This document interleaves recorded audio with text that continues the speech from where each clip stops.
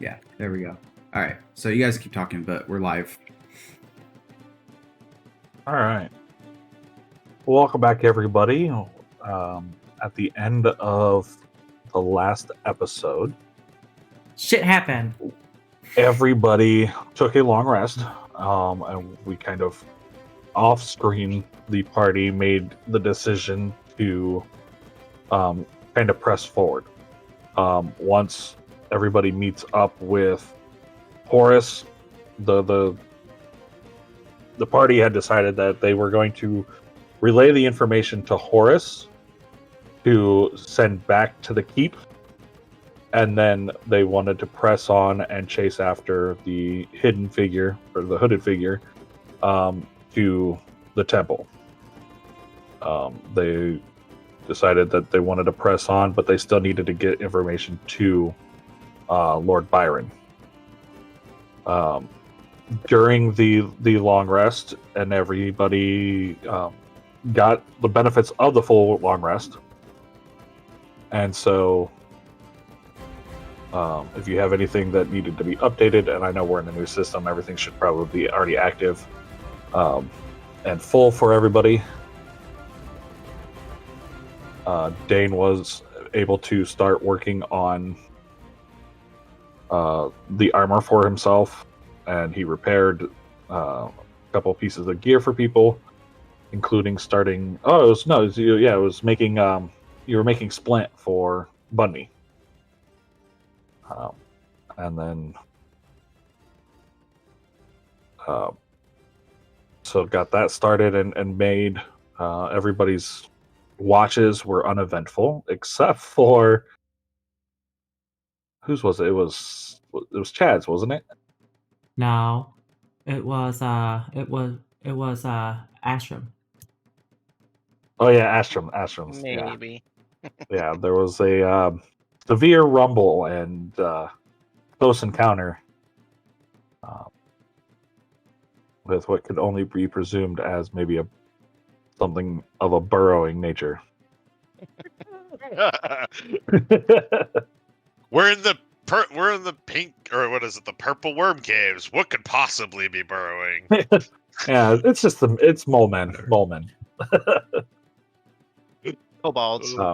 So we are actually with the decision to press forward after meeting up with Horus. That is going to push us into the start of Chapter 2.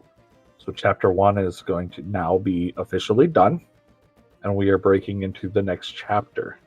A little heads up and a little housekeeping with this. Kitty gloves are off. Encounters. Chapter 1 was my gauging your guys' abilities, your group dynamics, your decision makings, as well as the abilities of your characters. Now that I have a better feel for it, encounters may get significantly rougher. I'm in danger. I will never purposely design an encounter to outright kill you. However, I will not hold back my punches if you do something dumb. So no unyielding titans? No unyielding titans. I'm in danger. I did take I put the kitty's glove on when you were in the temple and the two skeletons came up behind you. That could have been a whole lot worse. However, going forward now that I kind of know your guys' abilities and your play styles as well as the group dynamics, encounters will be designed as such to push you to your limits, but not necessarily break you. But that's not to say that the dice doesn't go my way and you get completely obliterated. My bad. Break me, daddy. You can move. I will bend you over the knee if need be. Does anybody, before we kick off the morning, does anybody have any questions from last session and or going forward?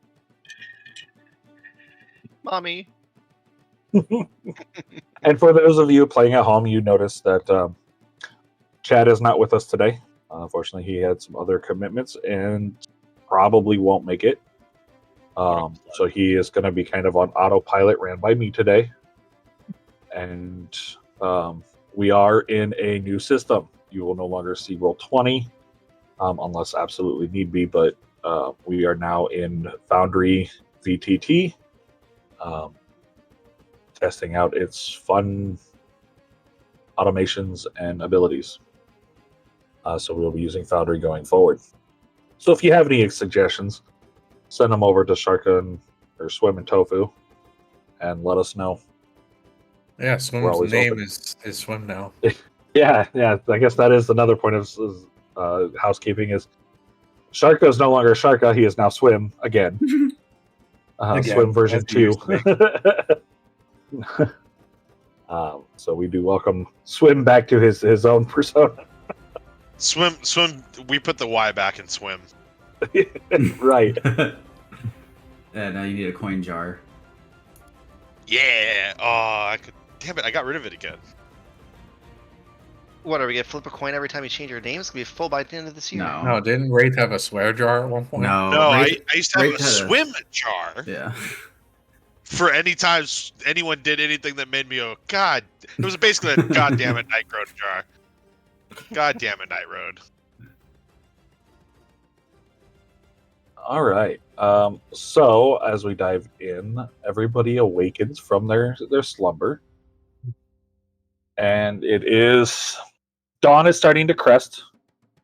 And you know that by the time you guys get your gear on, clean up your campsites, get tools put away, get armor situated, and everything. Probably pulling out a ration to munch on in the morning. It's about the time that you need to make your way to the entrance of the camp or the cavern, and Horus should be showing up soon. As you make your way into the cavern, to the entrance, you hear rustling outside the cave entrance, and you hear shouts of commands. You hear a familiar deep dwarven voice calling out, set the perimeter, mages lock in your field of view, archers take your positions. And as you emerge from the mouth of the cave, on the platform, you see a stout little dwarf in leathers and a darkened grayish green cape, a bow slung across his back, and he's got his back to you guys, and he's kind of pointing in different directions, and he's calling out to different people, and almost preemptively, like he knew you were coming out, he spins on his heels and kind of waves you guys on. Come. We have much to talk about, not a lot of time. As told, we've gotten here on time. We set up our perimeter. What news do you have us? Have you captured the hooded figure? I don't see you dragging any bodies or anything, so what news do you have to report? News. I'm gonna look at the group before I address. Astrom, as I look at you, my eyes are fucking red. Before we were heading out, I was gonna maybe grab your shoulder or tap you on the shoulder really quick. Something feels strange with my sword. Would you mind just giving it a look over before we head out? What do you think feels strange about it? I'm just staring at the sword. Well, before we left, I woke up and it changed. And this morning, we woke up and it feels heavier. If he allows me, I'll look at it, grab it, inspect it, and see if I can see if there's anything magical or mystical with it. So as you take it from him, are you releasing your hand from it and letting him actually fully hold it? Yeah, so I'm gonna actually pull the whole scabbard with it in it, leaving it sheath, handing it over, and then walking over to the dwarf that's addressing me, and Okay. rummaging through my bag to find the notes I wrote, along with the information that we had gathered that we were going to send back to Lord Byron about, I guess, his like ancestors and stuff. All the stuff that we had, the ring with the note, along with the stuff that I jotted down about the hooded figure. Okay. So as you watch Dane take the sword off of his back, full in sheath and everything, as he's touching it, you notice that the eyes on the dragons on the hilt are aglow. It's kind of soft. It's not super bright because it's not unsheathed, but you can definitely tell that the eyes of the dragons on the dragon heads are resonating with his touch. And when he hands it to you and then proceeds to walk away, the glow leaves completely, and they return to a dormant state in your hands, and you just feel the heft of this massive long sword. Have I ever heard of anything like that or seen anything like that before in my travels? Give me a history check. 7. No. Magic does a whole lot of different things, and it's mostly up to the person casting or imbuing something into the thing. So it's probably something either imbued and it's based off of his lineage, or maybe it was just an attunement. It does it to whoever's attuned to the sword. There's so many possibilities, you can't identify which one it might be. But does the sword give off any like magical aura or anything that I can detect? Give me an Arcana check. 20. Yeah, you definitely get the sense that it is. Not only are you getting a arcane vibe from it, but you also feel the same divine presence as you do your own item given by the gods. This is definitely holding both arcane magic as well as divine. All right. So I'd noticed that Dane walked away to head towards the dwarfs, and I also kind of approached Dane in the background. And also, it doesn't seem out of the ordinary to you. The magical properties on it seem to be in order, and it seems to be acting normally, the best that you can tell. All right. So I'd approach Dane, hopefully before he's able to get to the dwarfs. I'm like, "Hey Dane, here's your sword back," and I'd explain to him that I'm feeling like I'm definitely not sure exactly what is with the sword, but I'm definitely getting some sort of magical and divine presence. We'll talk about this more later. Appreciate it. Where's Horace? I'm looking around, see if I can identify who's in He charge. kind of like just pokes you're standing above me, boy. Report. I'll peer down with him with my red ass eyes. I have 2 reports. One goes directly to Lord Byron. It's the one with the ring. Okay. Just some information we found about his ancestors. Something about inheritance. You Should mean the there? stuff that I have? Well, you handed it to me, or No, I didn't. with the ring. The inheritance one, Cotton still has. The other one denoting from his grandfather you had. I held it out. That one You didn't put have the the ring ring. on it. I put it back away. Oh, okay. So in I have disregard. all of it. Here's the report. This is the information we can gather on the hooded figure. However, we know his new location. We were actually just about to set out to chase after. So you He weren't wants- able to get to capture him, huh? He eluded you, huh? Well, he dimension doored out. Yeah, At least that'll that's do what it. you said it Pesky was, right? casters. Astrum. Some type of magical shithead door. I'm not too familiar with that kind of shit. Where's he headed to? I believe it's the temple. Something about a pyramid. Ah, Why would he go there? No one has Nobody's been able to enter. get in. Well, apparently he's going there to enter, and if he's entering, we gotta follow him in. I don't know. Something seems off about everything. Does seem odd that in the entire time that the pyramid's been there, that nobody's been able to enter, and now suddenly some random jackwagon thinks he can get in. Well, Do we even know what's in that temple? well, he Why said. not? Nobody's been able to get in to identify anything from it. He Wow. mentioned he wanted to resurrect something. Bunmei, do you remember what he said? Raise my hand. Yeah. Well, Some speed it guy- out. Spit it out. Spit it out. No, I don't want to talk anymore. Oh, Jesus. Horace, do you have a Well- carrot? No, we really don't keep vegetables on us because we're out here for days at a time. They'd go bad. Bunmei, let him know what you remember, and next time we're in town, I'll buy more carrots. We'll make some more soup. I walk over to Dan, whisper He's in his grumpy, by the ear. way. It's the god of death, Maxius. And I walk away. Some type of old god of death. Maxius? Does that ring a bell, Horace?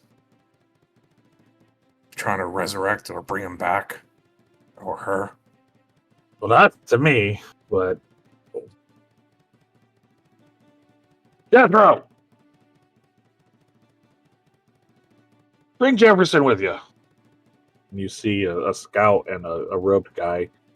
Both of them kind of perk it, look at each other, and then back towards your group, and they scurry on up. And you see on the outer ring, you see the two scouts on the outer edge near where they were, kind of close in towards each other and fill in the hole that's left by them.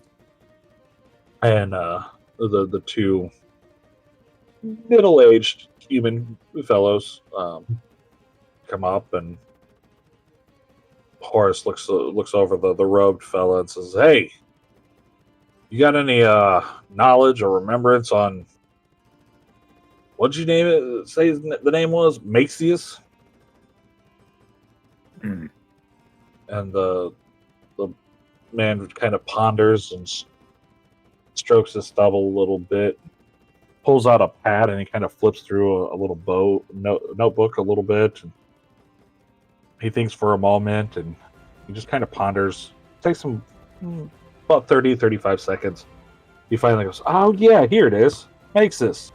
There was some old texts that Novus Reach had on a war between the gods at one point in time, and all the gods had some sort of battle to dethrone the original god of death and replaced him with another mortal. Wait, we But talking about that's god really- of death. What the fuck? Why didn't you mention this before, Bunmei? I just told you, the god of death. Oh, yeah, but before, when he said he was going to go resurrect him, that would have been important information to share. Well, nobody asked. I did. I said, what the fuck is this thing? Does anyone know what this is? Wow. Everyone If stay you could have quiet. asked, if you could say my name, I would have replied to you. It is a god of death. Also, the man of trickery as well. Actually, he also hold on. said. He also said he wanted to use the Emerald Eye. Does anyone even know what that is? Well, it's in the Jefferson report, looks yeah. at you and says, "Yeah, I know exactly what that is. It was the source of his power and was thought to be lost when he fell." Does all of this concern you? Well, I mean, it kind of concerns everybody. The only information that we know of Maxis was that he wanted to rule over the mortal plane, and the gods fought, and that's literally all the information that we have left of that time. Speak up, Cotton. What were you saying? didn't say anything. Well, this all sounds like a far-fetched idea or some crazy man trying to play God. But seems all too coincidental that we're on this path and we were told to come here and we met this figure here. We actually seen him, battled some demons that have some green aura that is not like normal skeletons. Things aren't adding up in total. Seems like we're put on this path for a reason, and I don't know about you guys. Horus, I don't know what we should be doing, but my gut instinct is that we go after this figure. I agree. You got good instincts on you.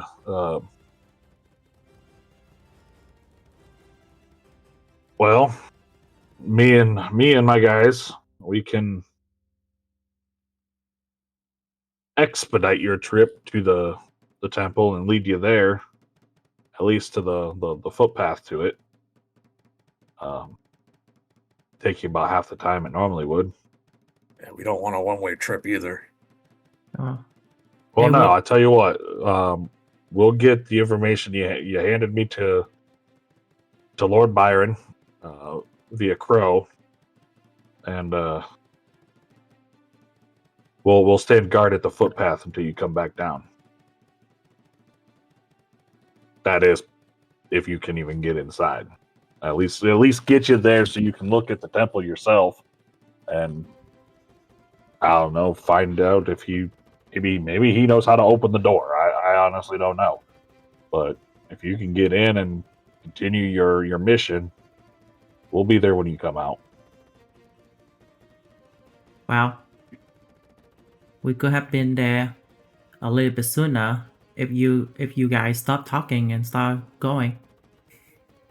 I think a few moments to ensure that we're taking the correct path and have a way to at least leave and men around us in case there's a horde or a war that we need to start with this fucking figure. I don't know what we're going to face, but I've always been one to prepare ahead of time. But I agree with maybe we should be moving out soon. There was talks with Lord Goldhammer about payment and freedom. I'm assuming we're free to do what we want moving forward, should this go south. Well, I can assure you that any agreement that you came to with Lord Byron, he will uphold his end of the deal. Well, we will, of course, head back to the wall for payment and confirmation. And I'm sure you're concerned about the gold that was promised to us, as I am. I love me some money. Well, I can take you one of two places. Either if we go back to the wall, I'm going to be sent out on another assignment. If I take you to the temple, I can at least ensure your safety from there back to the wall. Well, which seems more fun to you, Horace? I think we're I'm already kind of halfway interested there. to see if you can even get into the temple myself.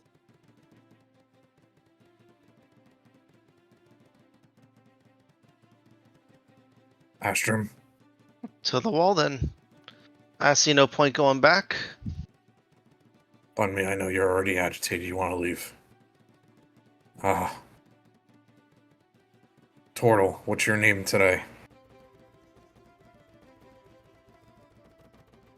My name is Shellshock. Shellshock, what do you think? I would like to go to the temple. Con, we're good. Oi. Horace, let's make sure we're not being followed by anything ominous. Although, Blah, with blah, this size of blah. a group, it's going to be quite hard to stay stealthy. Yeah, we're going to be booking at a pretty good pace to get there.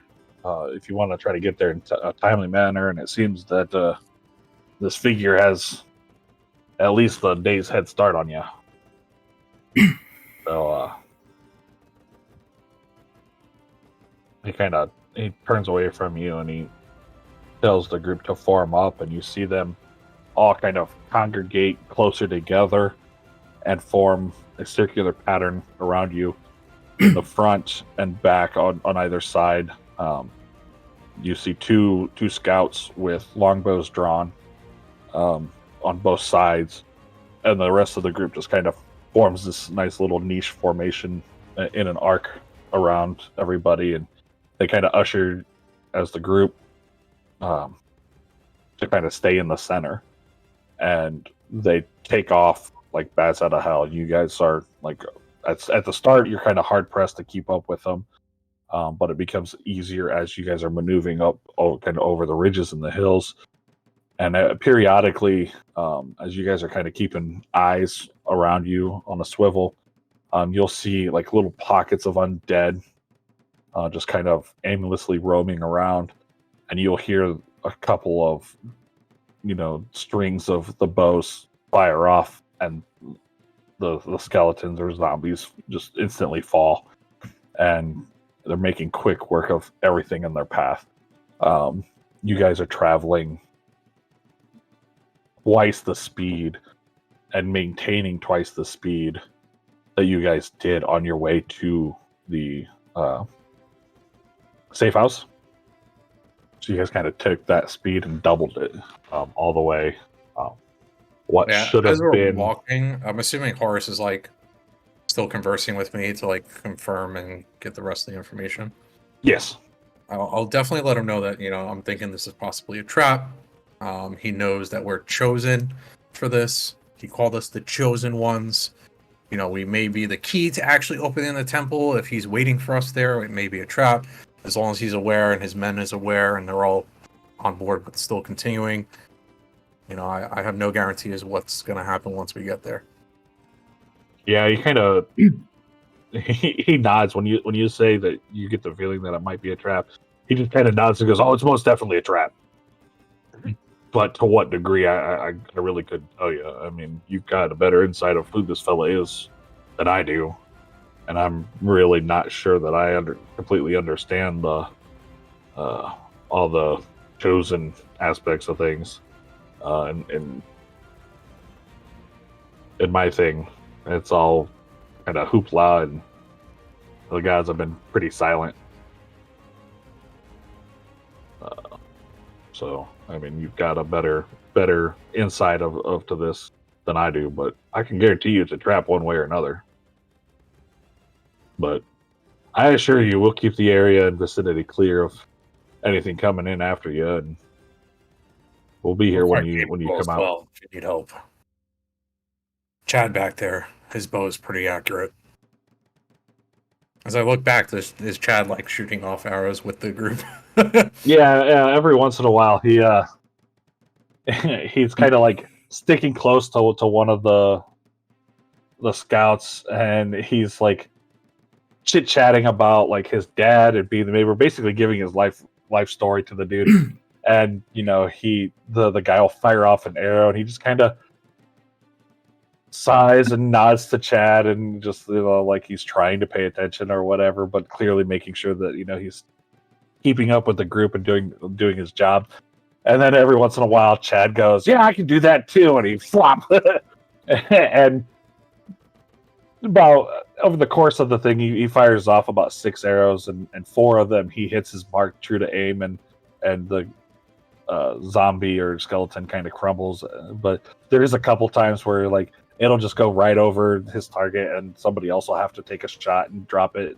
And he goes, no, I meant to do that. I was letting you get one off. I didn't want to take your fun too. And he just kind of plays it off. Nice. But what should have been a 5-hour run takes you just over 2 hours. And as you guys, the last 20 minutes of your journey, you are nearing the volcano, and you can see a couple of rivers of lava flowing down the side of the mountain, kind of away from you guys. But directly in front of you, up about 200 feet in elevation, you see this massive onyx pyramid rising out of it. It almost looks like it's coming out of the volcano a little bit from your perspective. It just kind of rises up out of the side of it and makes its own presence known. But this thing is absolutely huge, even from this low and this far out. And it just slowly gets bigger as you approach. Finally, you get to a steep cliffside that goes up, and you see a couple of different beaten paths, but nothing that looks super worn. Like, you can tell that people have used these paths before, but they're not super active.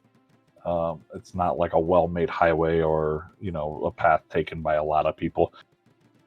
And there's definitely no carts or anything, no cart paths or any like large things that you could tell that anybody's brought up. It's probably all foot traffic and not a lot of it that made these paths. But you can see a couple of different methods up through. And as you guys reach those footpaths, Horace tells his boys to fan out, and they kind of take this half moon shape and fan out a ways from everything and give a nice berth and a good perimeter while still being within earshot of everybody. And he looks up and he says, well, there's a couple different paths from you. All of them will take you up about the same time. Should take you about 10 minutes to traverse all the way up. Kind of winds back and forth, but you'll be clear all the way up to the top. Ain't nothing coming off this mountain. And we'll keep you safe from down here. Is that only 2 hours have passed, or 1 hour? Yeah, just over 2 hours have passed. So it's still morning? Yeah. It's at this point, it's about like 9 a.m.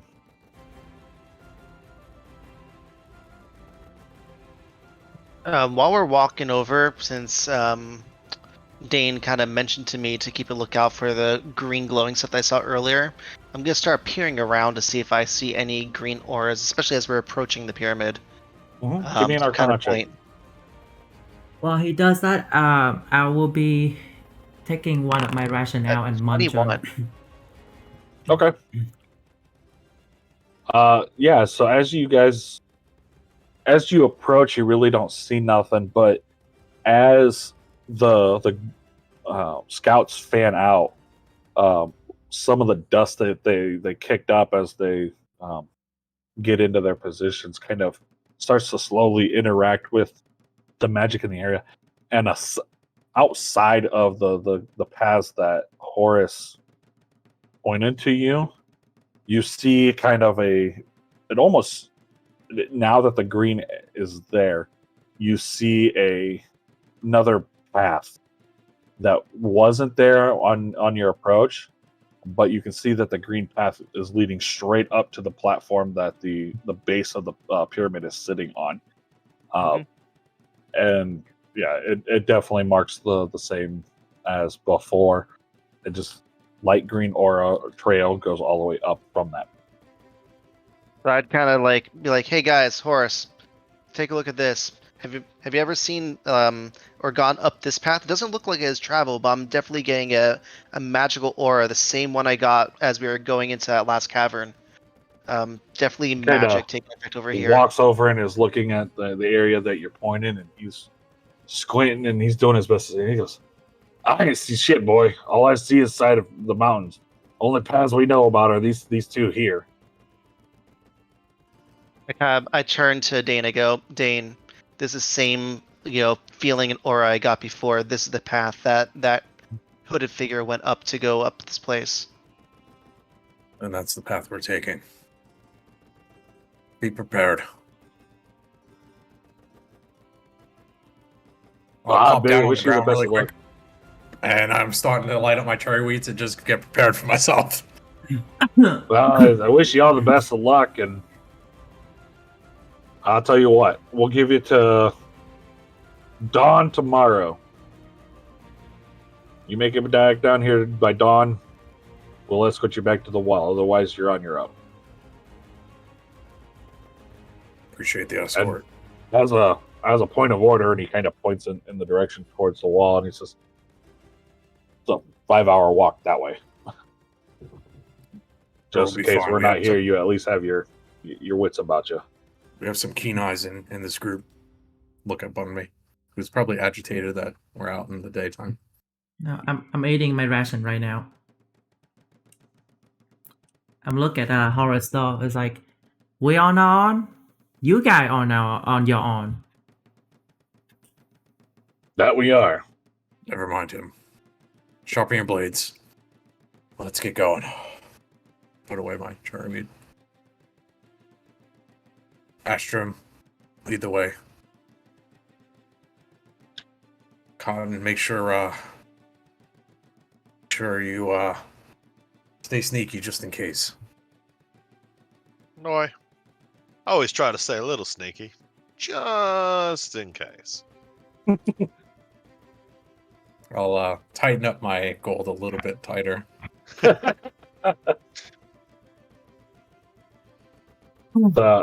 Ashram, as you lead everybody over, and you kind of take your first steps onto the path, and you kind of line yourself up, and like you see it pretty decently through what should be rough terrain and like almost at an angle that's impassable. But as you step onto it, you feel very secure in your footing. And as everybody kind of follows in behind you, everybody else starts to see the path laid out in front of them too.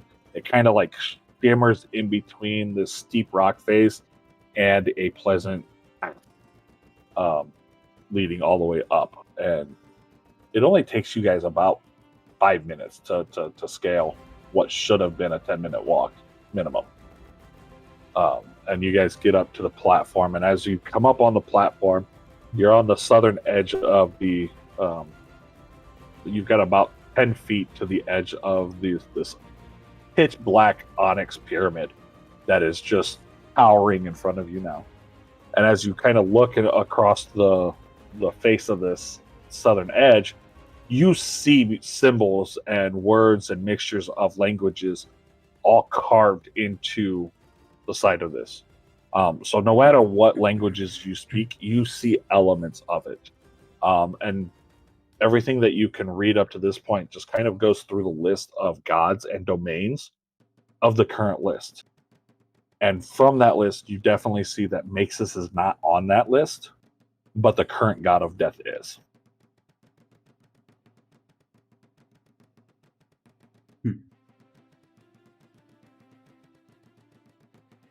Well, this is definitely the right place. Is that Doing that, give me a survival check. We're gonna find out if you've got the survival skills to draw X's. 10. Yeah, it's enough. You easily mark enough of the path all the way throughout that as you kind of look back, now that everybody's away from the path, you can easily discern where the path starts and it goes down through your markers. And it's a little easier to see the path through the falsified image. What if I were This to is erase just them in on the walk? case we need a way back in a hurry. What a very sad looking X. Who taught you how to write? I'm using my sword. I'm not using a pen and paper. Oh man, he's got you there. Paper. That's a pretty sorry X. It's an elvish. Not sorry, it's average. It's average elvish. When we get back to the wall, I'm putting you through art class. When we get back to the wall. So having from where you guys are standing, the looking towards the left to your west, you can follow the path, or you can follow the wall about another 30 feet until the volcano starts to overlap with the wall. And though it looks like it's butted up against the solid surface of it. It doesn't look like it was chiseled out of it. It almost looks like this was either rock was removed and it was placed to be a perfect fit, or it crash landed there. and it forced its way into the rock. It's not built into the stone. There's a very distinct separation of wall and stone. And then you lose the ability to follow that western path. To the east, it goes for another 15 feet before making a turn towards the front-facing eastern face of the wall. And the platform opens up on that side to a very flat piece of land.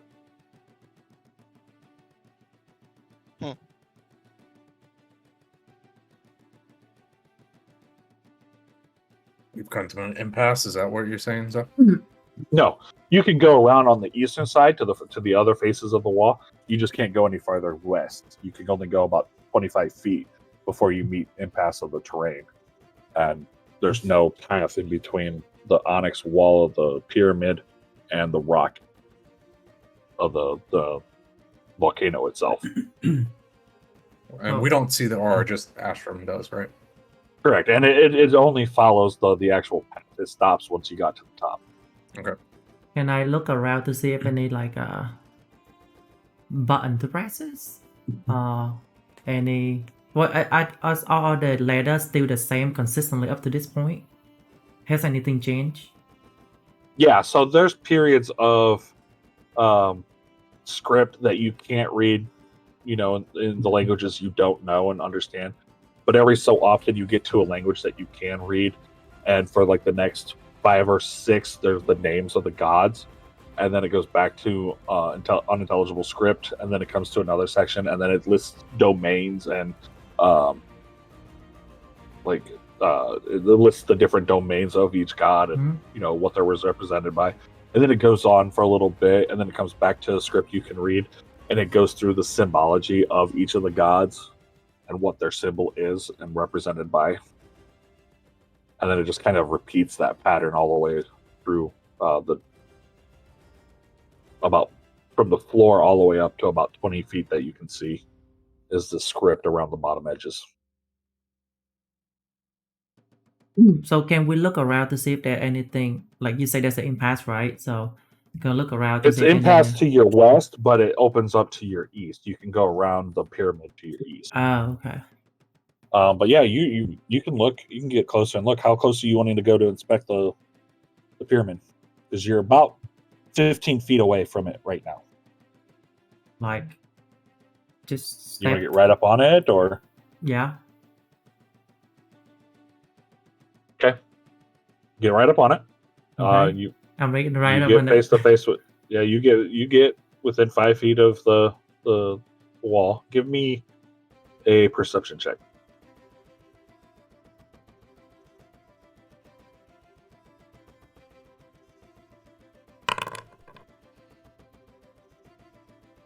Nothing That's a low roll. jumps out at you at the moment.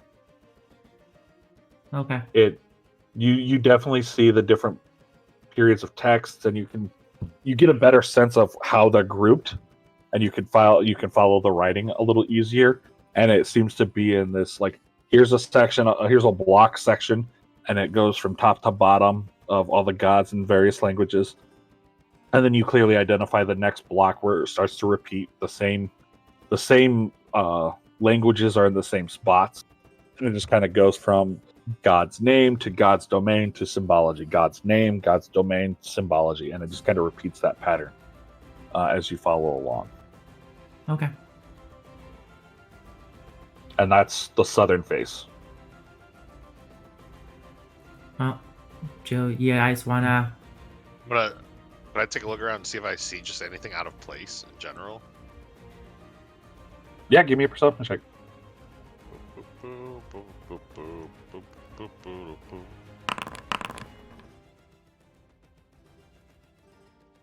So you notice as welcome in, Bubs. Go ahead and get situated onto video. But your we camera, just started. and make your way to the foundry, and we'll kind of slide you in as you get ready. Sounds good. Maybe we I'll can be- take a 10-minute break now. Then? Yeah, I'll let be- me go through what Cotton sees, and then we'll take a 10-minute break and get Bub situated. You missed the walk, Uh, Bubs. It's been a long walk. Yeah. In fact, because of your non-chattering, the group made pretty good time. Cotton, you notice that as Bunmi kind of searches the southern face and is looking for everything, you notice that parts of it, as he gets closer to the eastern corner, where the path kind of opens up into a bigger area and it makes the turn, there are parts of the script starts to glow. What languages do you speak? Just Sylvan and Thieves can't. And Common. You notice that it's all under the Sylvan sections that it starts to glow and highlight, like in his presence, and it kind of does that all the way through. And then when he gets to the end and he kind of backs off after he gets about more, just outside of the 5-foot range, like he takes a nice big step back and is like 6 or 7 feet from the wall. The glow fades away, and it just returns to that pitch black onyx with the engravings. And I didn't see that. What the fuck? You didn't see that. You probably weren't looking at the Sylvan since you don't speak Sylvan. Yeah, I do. Yeah, he does. He just didn't notice it. He just is not very perceptive. So with that, we're gonna go ahead and take a 5 or 10 minute break. We'll get Bubs situated and get it back in, and we'll open up to see what the group has for the temple. Boobs.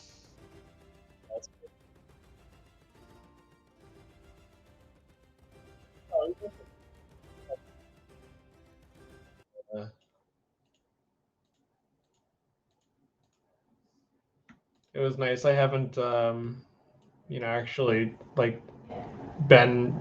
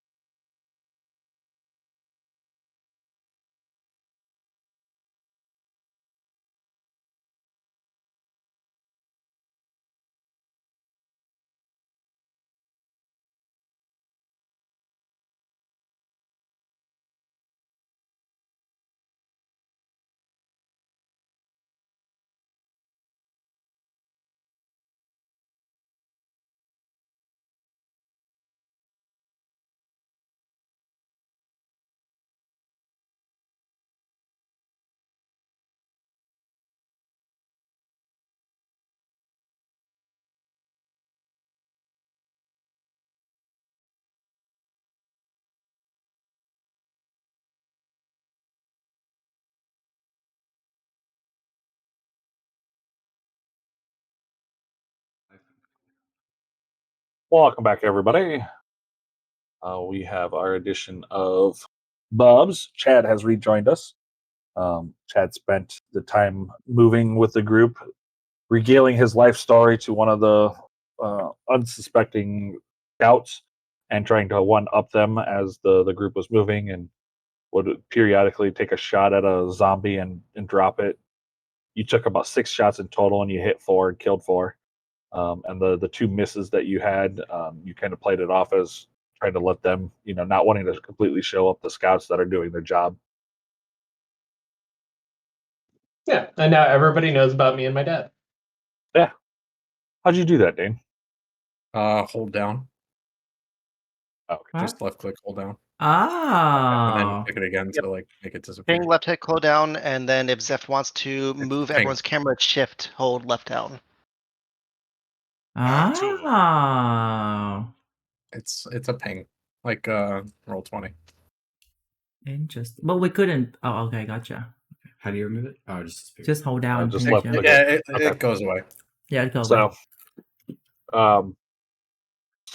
so Cotton, you noticed that there was kind of a shimmer that was following Bunmi as he was really close to the wall, and he was kind of not really paying attention so much to the sylvan parts of it, um, and it was just kind of the shimmer that was following around to the east. To the east, specifically to the east. Yeah, like as he was kind of moving up and down, because to your west is impassable. So like Yeah. because kind of started there and moved towards the east, and as it was kind of like following him and leading the way. I'm gonna move over to where he stopped and move up to the thing to see if it does anything. Yeah. As you come up to the corner, and you are inspecting the area, you see the glow, and it kind of, as you start to move in one direction, it kind of leads in that direction, and as you switch directions, it leads the other way, kind of like matching your pace, but then jumping out ahead of you a little bit to kind of like lead you to a direction, and it's doing that for both. I'm gonna follow along in one direction and see if it comes to anything. Are you going east or west? I'm gonna go east because the East? west is impassable, right? Yeah, after about 35 feet, yeah. So you round the corner and are heading down heading north up the eastern wall. To your right is a very big platform, um, easily like 50 feet by 100 feet long, before it starts to scale up the volcano again, in a sheer kind of cliff face. Um, you would need rock climbing gear, or flight to pass on the northern side. But staying with the wall, you're kind of keeping pace and you're keeping close. As you get about halfway down, um, you hear the click of a gear, and you kind of stop in your tracks and you listen, and you hear stone starting to grind, and it gets a little bit louder directly to your left. You kind of turn and face the wall as this door starts to appear in the side of the wall and starts to recede in, and then it slowly moves to the side and sits, and now there is this doorway that is standing in front of you, and as you peer in, it is pitch black. You can't see through the dark. How far away is the rest of the group from me at this point? You've moved about 30 feet away from them, so they're kinda- within earshot on the other side. I look over and I kind of put my fingers in my mouth to a loud whistle. Like, oi! Found something!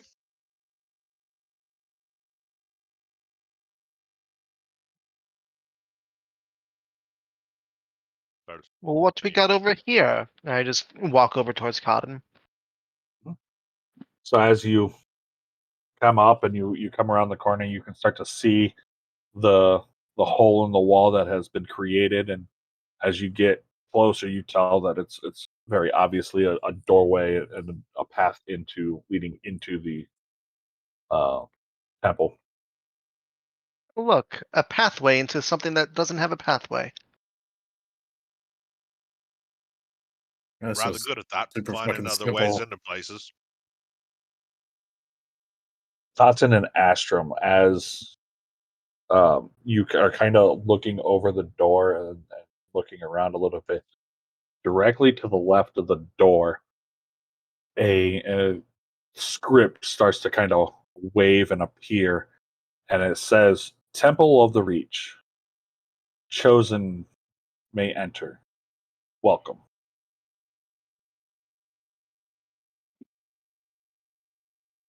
I'm gonna kind of peer in and see if I can see any immediate trapping on the door once we go in. Or once we go in. You know what I mean? Are you when you're looking for this? Are you just kind of poking your head in, or are you fully stepping in? I'm just poking my head and I'm just kind of like looking around the outside Okay. lining of the door, seeing if there's anything that would potentially trigger on us. Going Give in. me an investigation check. My perception check as well, Fuck that! I'm bad. Yeah, just to see if this fucking hooded figure is using us to open the door. See if there's anyone sure. around or following us or anything like that. Yeah, give me a perception check.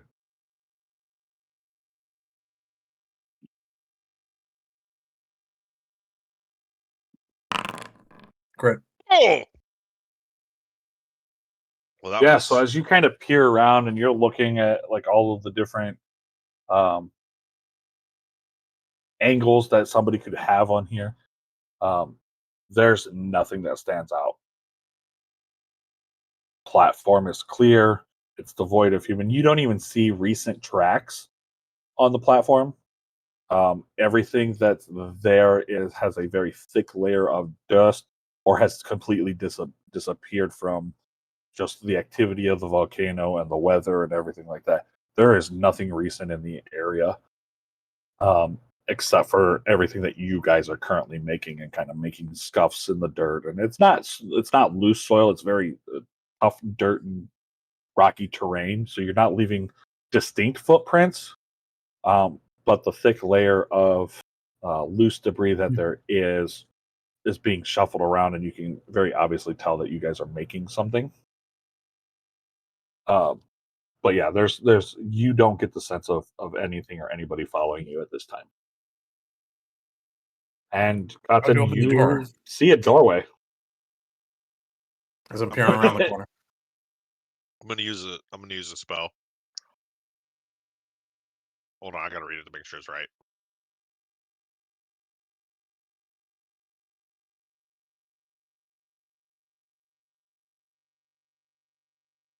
What's the range? As you're preparing a spell, I'm like, right, gathering the group. I think Cotton opened the door.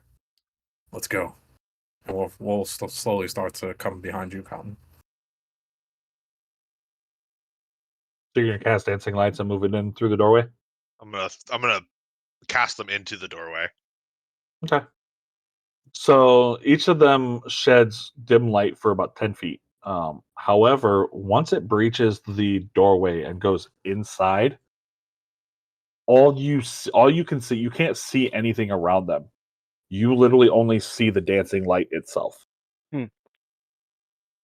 So you can Well, identify where they're at, and that you can still see them, but they're not shedding off light and posing like you move them closer to the floor, and you see a little bit of the gray tile and stuff on the floor that it is tile, but it's very dim and it's very hard to make out anything around the lights themselves.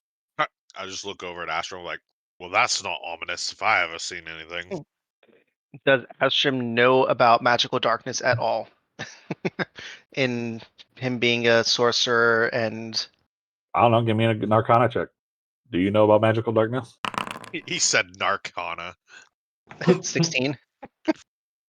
You do know that there are some effects that magically turn it out. This is kind of new to you. There's nothing that, to your knowledge, that really that forces light to dim itself. like that, like the dancing lights, for all intents and purposes of casting magical lightness, they should be acting normally, even in magical darkness. If it was like a magical darkness, you would see that they would have disappeared completely. He wouldn't be able to see them. If it was a magical darkness like that. So the fact that he can see where the lights are, they're just not acting normally, is new and is unique. I'm gonna grab Bunmy and stand him in front of the doorway. Can you see in there? Literally Sure. grab him. Just grab him and put him in front. So Grab Can you him, see in wrapping there? are you do wrapping you- me like a rabbit in my neck while I'm No, I'm chewing on grabbing my your shoulders. You're my friend. oh, What do your rabbit eyes see? Can you see in there? what do can't I see? shit. You don't see shit either. Huh. Your affinity for dim light and darkness should and normally would give you an advantage here. Being, darkness, you should be able to see in past and see normally through the doorway into the darkness. But even your vision gets turned off. So you see my ear like pop up a little bit, and then it started slowly drop down. I turned around and I said, you can drop me now. I don't see shit in there. Didn't Can realize I I was holding you up, put you back down on the ground. can I like Thank you. tie a rope to a python and like yeet it into the darkness and see if it like hit the wall in a couple feet or just goes. Sure. I see a door on the other side, right? You said that. Oh. No, you see the doorway that you made, Oh, okay. but you haven't crested the doorway yet. You just kind of I- poked your head in, looked for a trap, and are still at the doorway. But yeah, you Okay. can tie a pit into a rope and throw it in. Go for it. Do it, You bub. kinda give me a strength check. Strength. On me, I'm gonna dust off your Give shoulders. me an athletics check. All right. The armor does look pretty good on you. Oh, thank you. Yeet. Yeah, so you get that thing spinning real good. You've got a good solid 2 feet spinning going. And you launch it just at the perfect time, and this thing takes off like a rocket. And as it gets into the doorway, you see the pit and you see the rope, and then it immediately disappears, and all you see the rope is feeding into the darkness. And then you're getting close to the edge of the rope as you do hear a ping as it hits the floor, and it starts to skid, and you kind of faintly hear the skid. And as you're coming up on the end of the rope, you stop it real quick so the rope doesn't go flying in with it. And now you've got about 45 feet of rope into the thing, and you got about 5 feet left in your hand. So But it so didn't hit anything.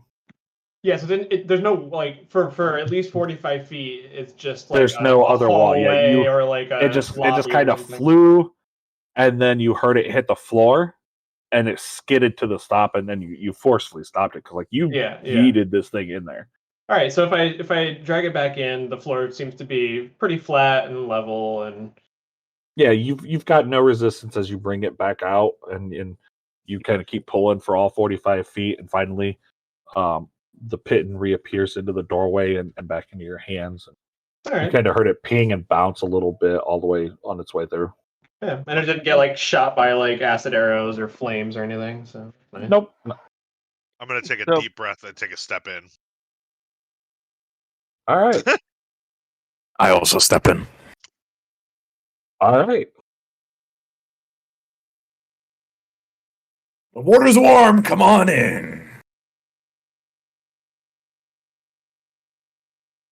You know what? That's I like don't we're Oh think gonna god, I'm need more playing dice. Legends of Zelda.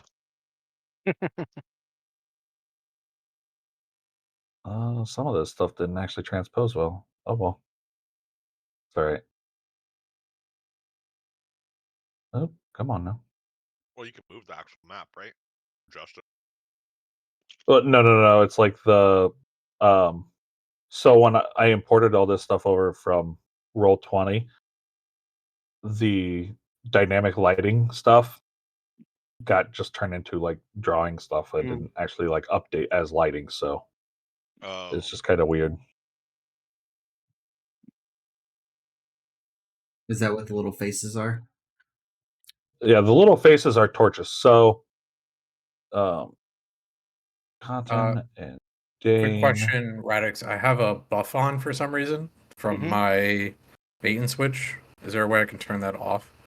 Yep, just So- click on your character and then under effects, right click on the bait and switch. By effect on, click on your character.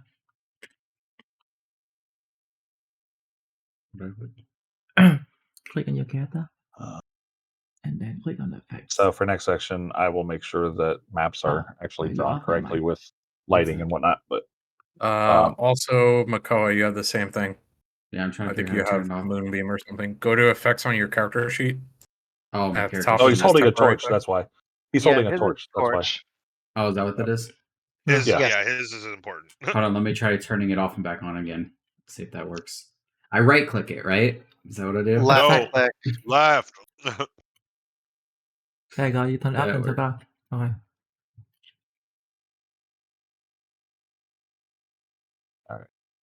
So, Cotton and Dane, as you step in, and step into through the darkness, immediately upon your presence of cresting the doorway, the entire area illuminates in light. The torches in front of the statues and on the pillars illuminate and become bright, and it's almost like daylight in here. You see better in this room than you do outside amidst the fog and the cloud covering from the volcano. I Seems stick a my little head. homey in here, huh? Oi. I look back. I stick my head out the shadow door. I'm like, hey, get your asses in here. And step back in.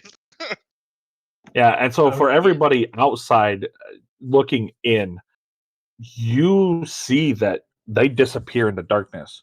And then all of a sudden you see Cotton's head poke out of the doorway and says, "Hey, come on in." I will step right on in. Well, I'm going to search my satchel for label a dry carrot.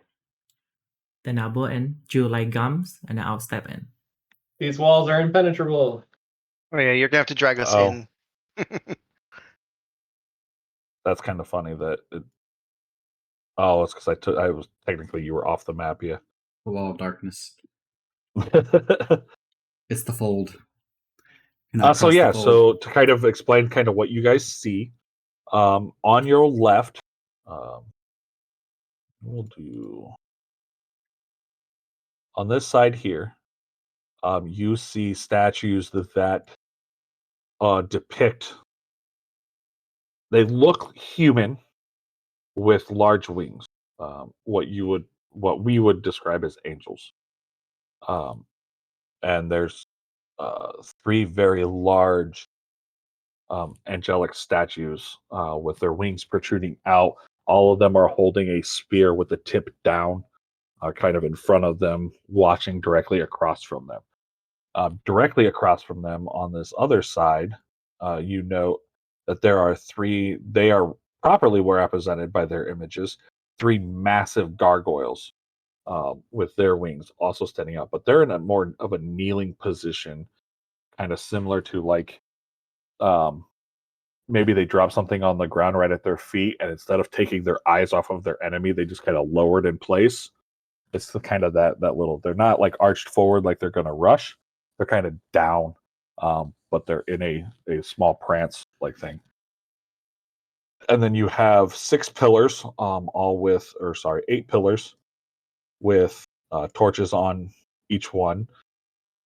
On the edges, you see 4 other statues that are all mimicked, that appear to be an elven lady.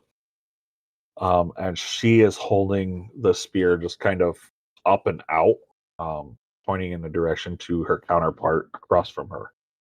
But she does not have wings and appears to be an elf maiden.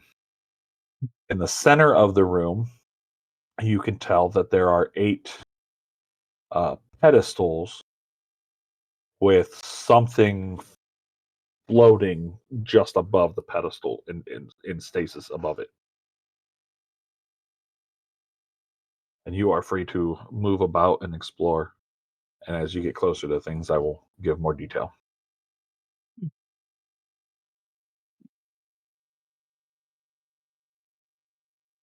Try to give Uh, yourselves about what you would do within 6 seconds. So try to stay within like Oh, your movement plus a dash. Give people time to respond to different things. I moved closer to the floaty things and wanted to observe them.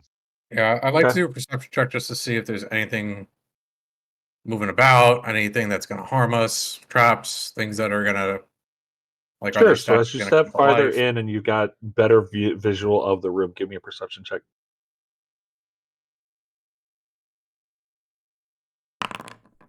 7.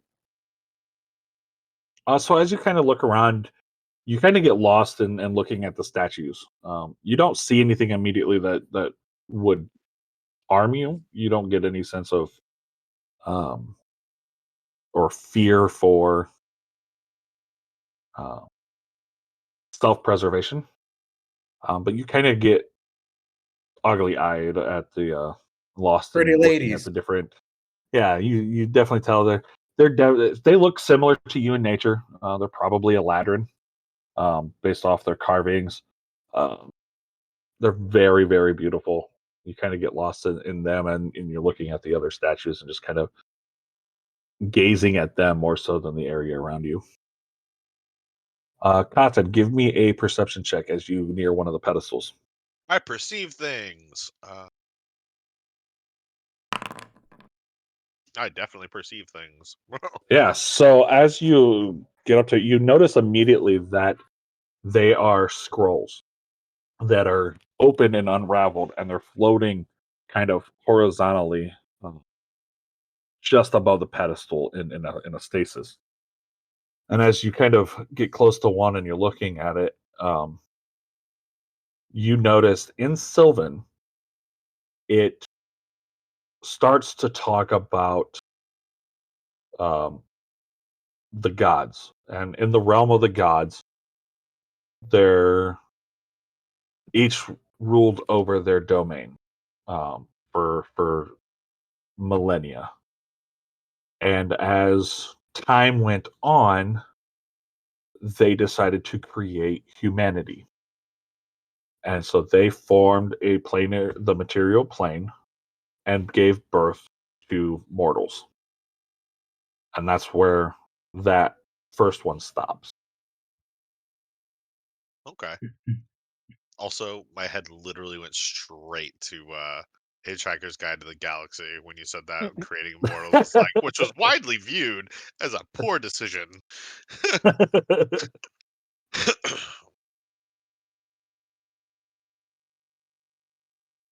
Ooh. So next round of actions, go ahead and do things. Move to wherever you're going to do.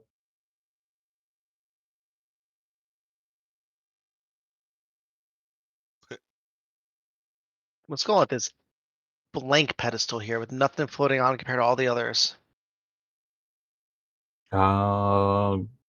Give me perception checks, both you and Cotton. Actually, give me investigation checks. Ooh. He's getting On feisty. me. 13. Did you see the statue? I just had to one up you. You did. So both of you notice that as you kind of look over this pedestal, that the paper on it is missing from a top. However, both of you on Cotton's side, underneath the lip, you both realize that there is a button on one of the corners. Oh. What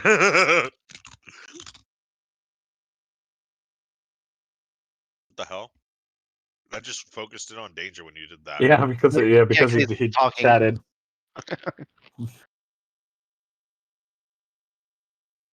That was kind of weird. Yeah, that was. Oh, I Like, was gonna it do zoomed the in and everything for me. I was gonna do the religion check for the angel statue. Sure.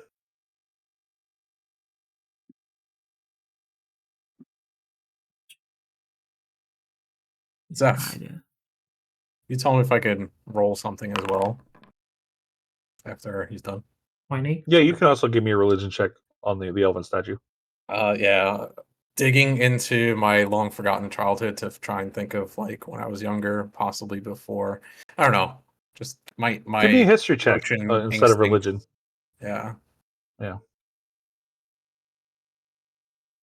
Budme, you Yeah. notice that on each one there is a symbol of a different god on each of the different statues of the angels. Only one god is represented on an emblem on each one.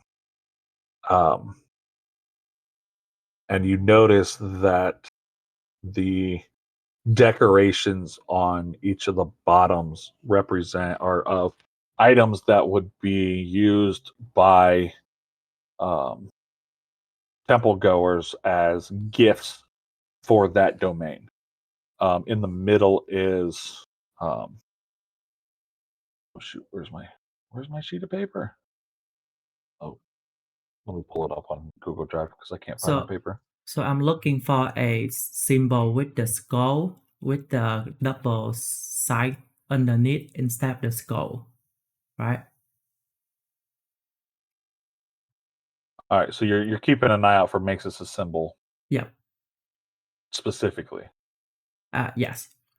All right, so on this bottom one, the goddess Celeste is represented, Okay. and you see her symbol of a feminine hand grasping the scales of justice. Yep.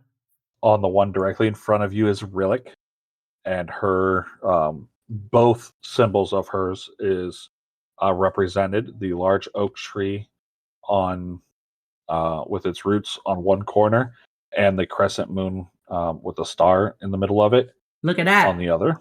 I went straight to my god.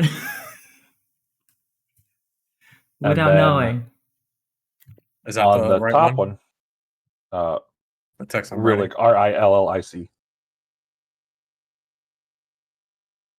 And on the top one is Kale, Kail, and her domains of life, light, and harvest. So you see a cornucopia of fruit. You see the symbol of a star, um, and just a set of flowers.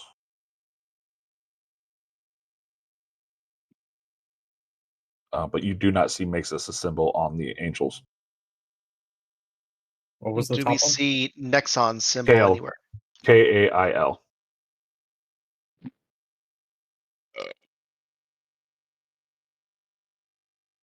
Ah. Okay. What'd you say, Ashram? Well, I was asking if Nextrum is or Nexon is anywhere. Yeah, it's over here with the Maple Story logo. Wait, relic fault? Jack was sent to the wall? Yeah. Chad's fault that Chad was sent to the wall. What? I was so He just confused. he's got a hard on for Rillick and her symbology. I'll let Chad fool you. Jeez. And Dane, you did your history check. So looking upon these elven statuettes, you don't recall anything specific from your history. However, you do know you remember that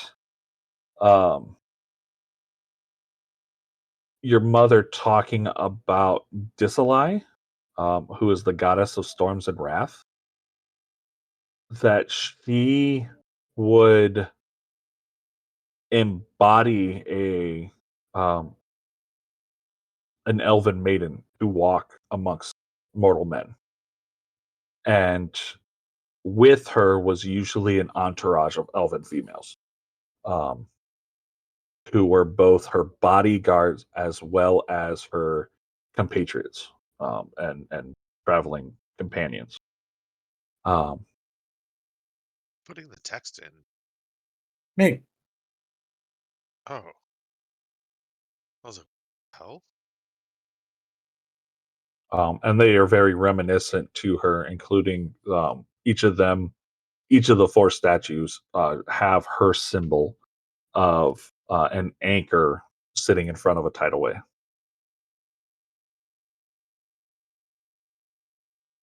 I'll let the group know that that's what I'm thinking these statues are.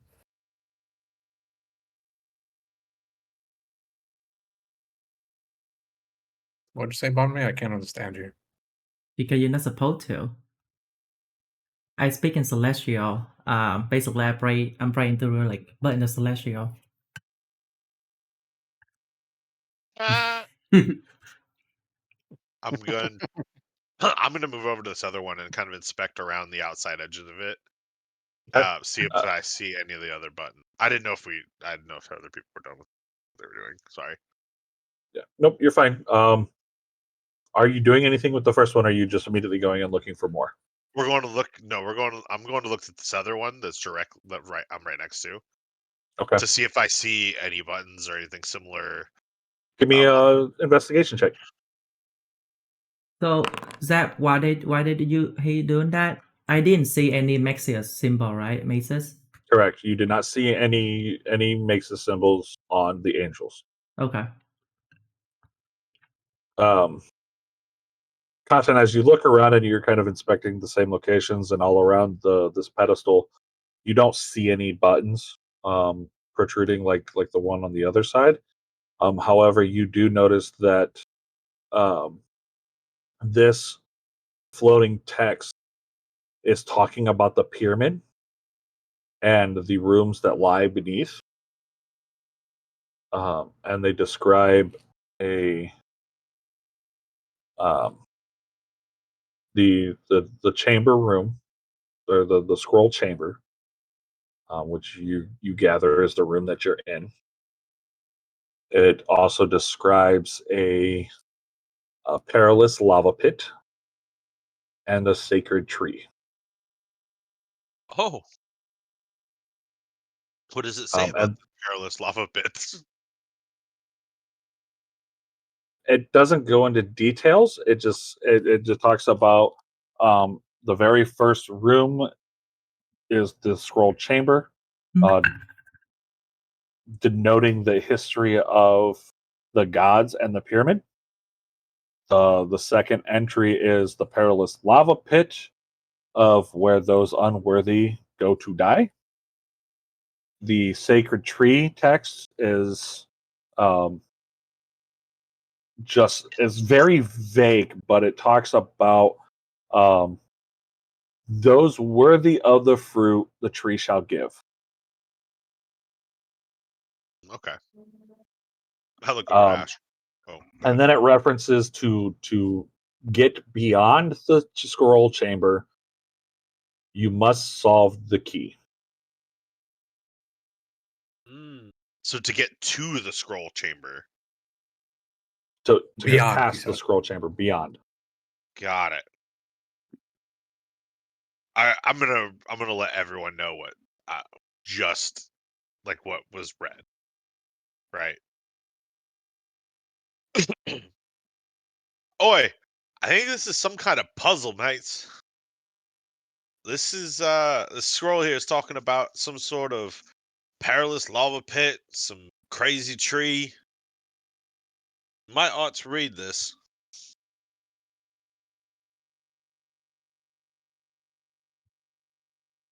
What I have kind a of bad tree? feeling. Aspen's gonna step over to this scroll and see if he can read that one. Yep. So that one talks about the fall of Maxis. That after being imprisoned in the volcano, the gods sent the pyramid to be the key's guard, and they locked the key to his freedom within, and they sent the pyramid to his prison cell. And it just kind of describes the detail of the pyramid falling from the sky and crashing into the volcano. You all had that same strange dream where we were all floating in the sky, right? Before we set out on this adventure.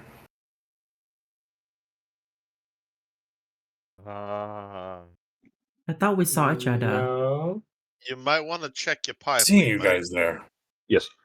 Yes, you all know what he's referring to. No, You all had the same dream. I want him to feel like he's crazy. We saw each other, right? I thought we saw each other in the sky, didn't we? Do you all remember what the You did, but you didn't interact with each other, so you don't. Yeah. You may or may not know that you guys were actually there, but you did. Yes, you could see each other and identify each other, but you didn't get to interact with each other. Yeah. Does anyone remember exactly what that voice said? Why we're on this mission path?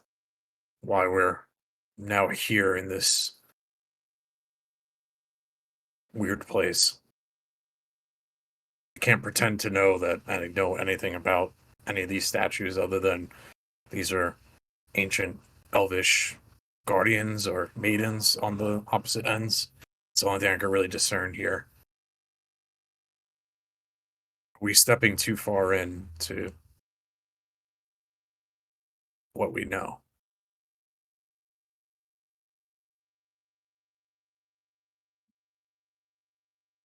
Looking at Bunmi, who seems to Okay. be looking at each statue and go, Bunmi, in front of you, past the braziers, is a small doorway or small pathway that leads to a smaller room that has a blue flickering torch atop a spiral staircase going down. Oh. Well, I'm turn around and say, hey, I found a way over here. Doesn't look suspicious at all, though. But it's over here. And then if I catch Dan pointing at me, I'm just gonna yell, "What?" "Come here, Bunmi, before we step further. What is our goal here? We're trying to stop the hooded figure. But I don't see any sign of him here. Well, And we it seems try like to. we opened the door. We're supposed to stop him from getting the Emerald Eye. Right, but Go ahead. Cotton, you read out that last one, correct? Yeah. Seems like we're the key. I lean over to Astro. I'm like, should I hit the button? Do I hear that? Eh, I mean, might he's as whispering. well. Might as well. I mean, what else can happen here? And I go ahead and just reach for the button. Wait, before that, do I hear when he whisper? Can I do a check to Give me hear a that? perception check. Can you hear it?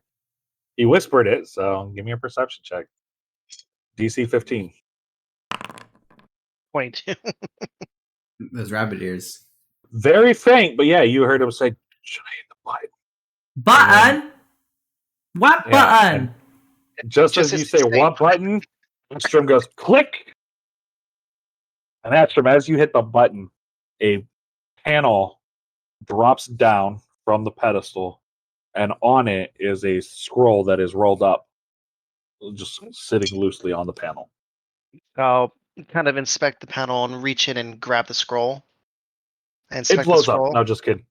And fireball. Once again, Cotton and Astrom give me dex saves now. The last time it was me and Button me. In my Basically, face. fireball up level to 9. Yeah. Yeah. As you read the scroll, you see the words "Dimension Door." No. Uh, you do, as you unravel the scroll, though, you see hastily written, scribbled notes written in common. And it says, I have deciphered the key to the door. To get past, you need to enter the right code. The mechanisms are very strong, and it will take one of significant strength to rotate the dials. Triangle, triangle, star, circle. And it just kind of fades off, and it's very like blotchy and ink spotty, and it fades off there. Triangle, triangle, star, circle. Does anyone else find it very strange if this place was not supposed to be, no one's been in here for, aeons, right? Just forever. Why do it look like someone's here and put a note saying how he got in? Maybe he hovered or flew in here. Wait, how do you know if he got in? But Well, what how if else would the note be left here? what if he's the On a one of pedestal the that has a missing page. well, what if he was the one that create the lock mechanic?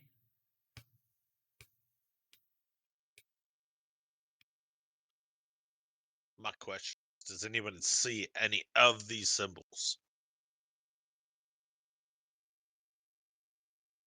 Oh, For everyone who has rolled perception checks to this point, you have not seen those symbols. No. oh, Okay. I meant to ask, are these gargoyle statue have any symbol like the angel underneath? Are you going over there and inspecting? That's what I was gonna do before the So this note Yeah. seems to be the creation of man in the world. Give me a perception check, Tofu. Zeph, I'll read the next note to the left. Yep. Once he's It done. continues on where the first note leaves off. That for eons, man served as a conduit to the gods, and the gods walked freely amongst man.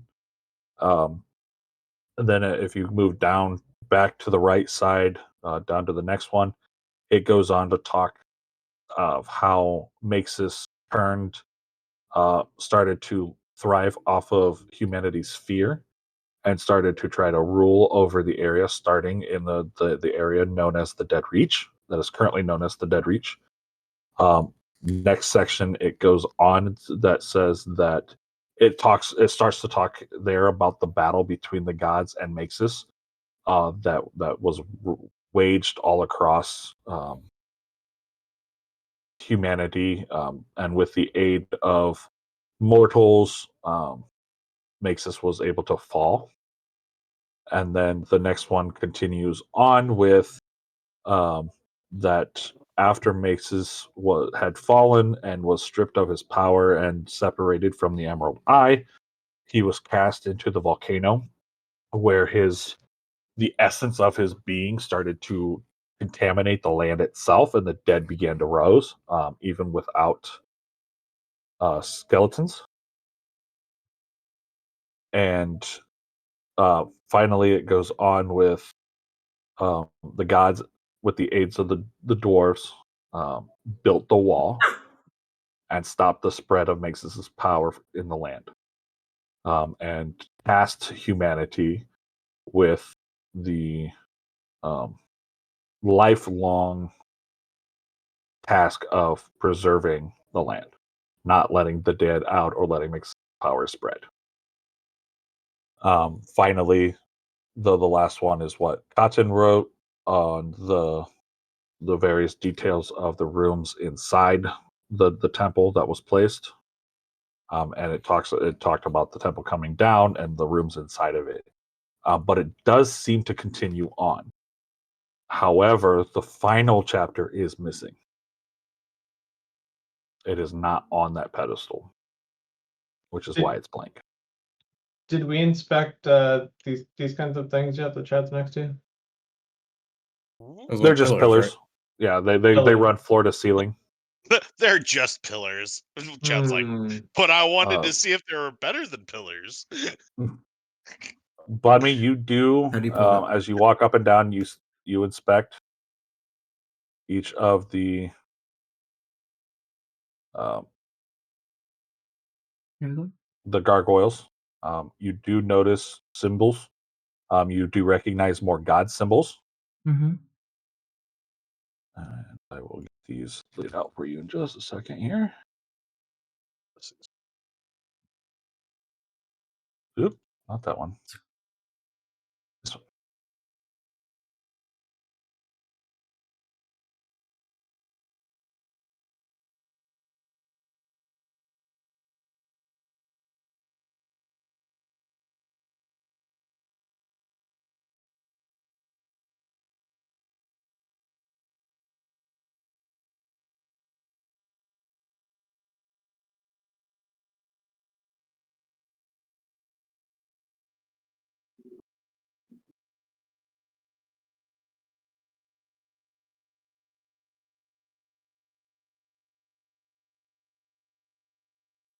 So the top one, you recognize Oratol's symbol, a blacksmithing hammer crossed with a wood carving chisel. The one that you are currently in front of is Novar, who is the current god of death, and his symbol is a giant scythe crossing behind a tombstone. And the bottom one, Tau, is the god of magic and knowledge, and his symbol is an open tome or spell book.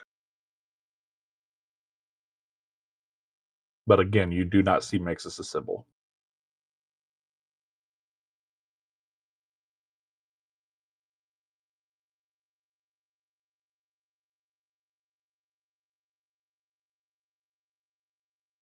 And statues, 8 pillars, 1 text missing. Something about shapes. You're muted, Tofu. So we don't have Mesa statue. We also missing another god statue. Oh, he was destroyed, as what these texts say. What And he's in the about lava pit here, apparently. what about the god of war? Tofu, you are correct. You do not see a statue depicting Thanev, nor do you see Disale's actual statue. You see her maidens. Okay. Huh.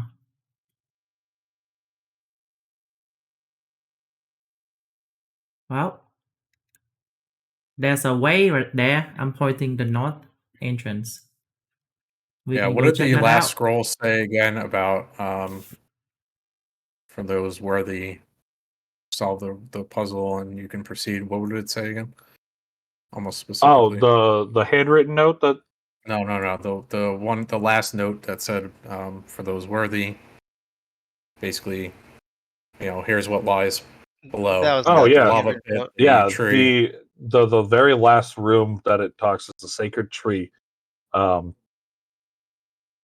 That those worthy it will bear the fruit, its fruit.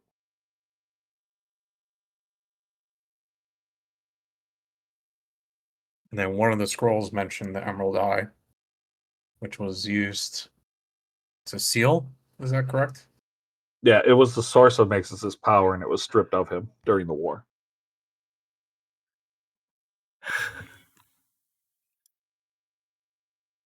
Chad, I Yeah. see you over there next to Rillick. Try to move relic statue. Well, this is all over my brain. I'll leave it up to you. Those of you that are more intelligent than I.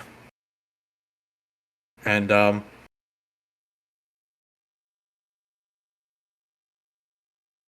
Well, didn't Bunmi say he had some sort of way over here? Oh, I don't have any saw way. I just saw a way out of this room.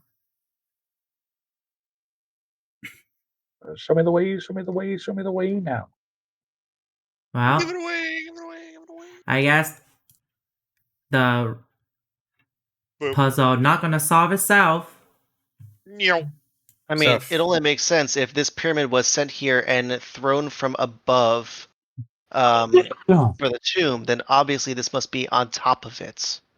So I think we have to go deeper. I'm going to take the corner of the page, the last one, and just trying to slightly rip it. It tears. Same thing for the note that was left over here on this pedestal. Yeah, all of it seems to tear. Just slightly, not like Mhm. crazy.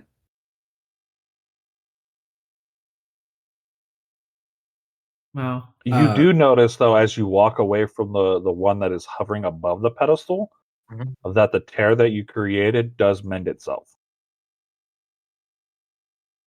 And I'm going to walk away from the other one.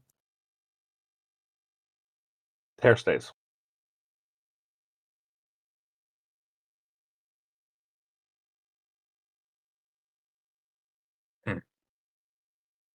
Did you see that, Shell Shock?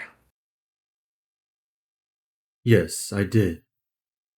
And I lean over and I'm looking at the paper and I just wanted to kind of check skim over the verbiage that you guys just read, and you had mentioned something when you were reading over about the guardians, or like the did you say it was like chosen, or what was the term you used, Zeph? There was a certain word that you did to describe the people who were kind of in charge of keeping this locked down. Or can you read the last sentence of that, or the last two sentences of that one page? Yeah, for the room denoting the sacred tree, it says that the sacred tree will bear its fruit for those worthy.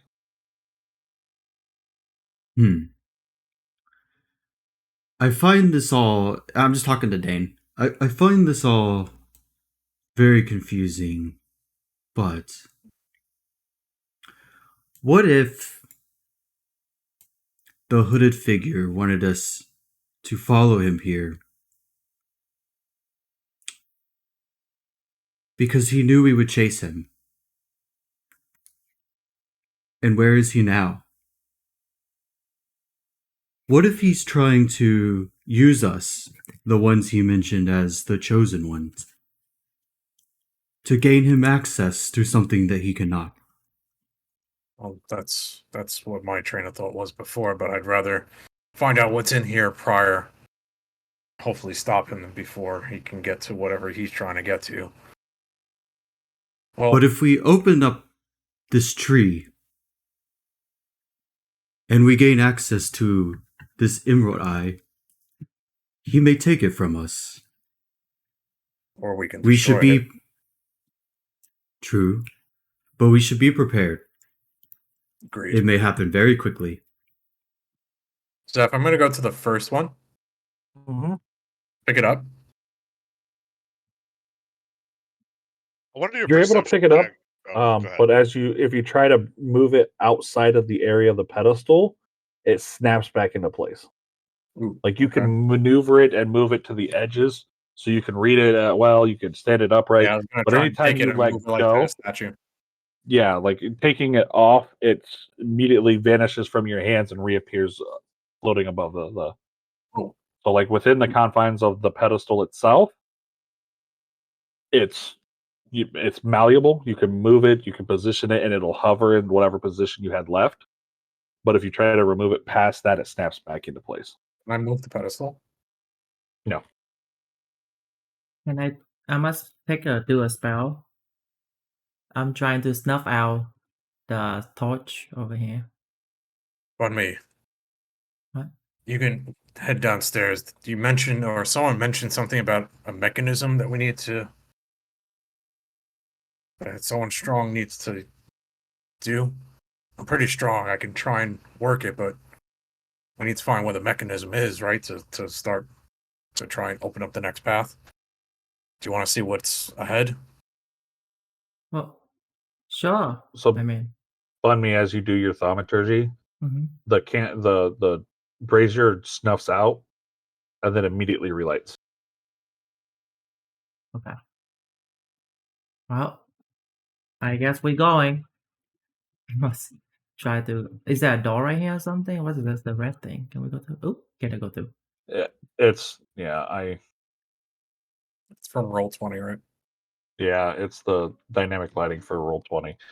It's just a doorway. The next portion is, I don't have a map for the next one because it's just a quick puzzle and then you're through to the next map. So I didn't put another map in between.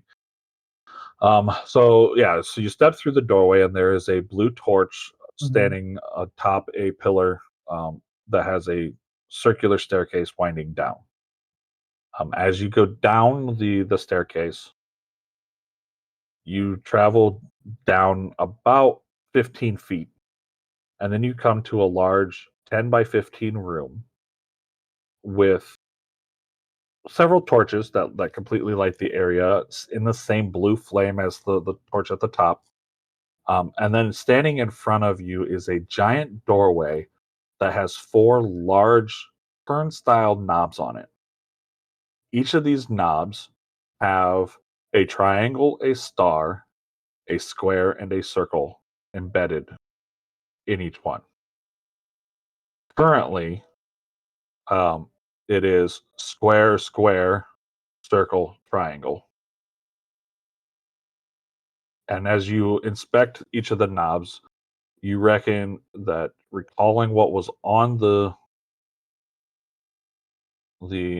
page earlier, the triangle, triangle, star, circle, it would take 2 turns from each knob to get it in the right order. However, the knobs are stacked on top of each other, one on top of each other. So as you're facing the wall, there are 2 knobs on your left, 2 knobs on your right, up, down, and one on top of each other. So you have to figure out what order it needs to be. Currently, each one requires 2 turns to get to the correct order.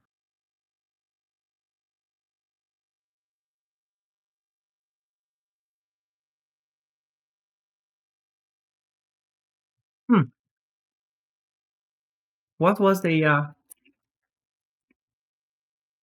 key again? I'm looking at Ashram. It was Triangle, triangle, star, and circle. triangle, triangle, star, circle. Yep. Is this the kind of thing where like you turn so there are 4 of them stacked on top of each other, and you turn pretty much if you're trying to turn the top one to 2 notches, then everything underneath it also turns 2 notches? No. So as you're looking at it, you have 2 knobs on the left, 2 knobs on the right, and they're stacked. So your 2 knobs on the left, one is above the other. Your 2 knobs on the right, one is above the other. So when you turn the first 2, both turn, and when you turn the second 2, the other 2 turn. I don't And know. Turn one and find out. And what are they currently at right now? Square, square, Circle, triangle. square, square, circle, triangle. Okay.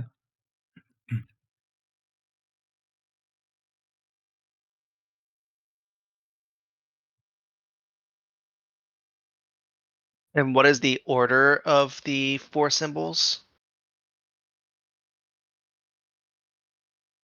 Top left square, top right square, bottom left circle, bottom right triangle.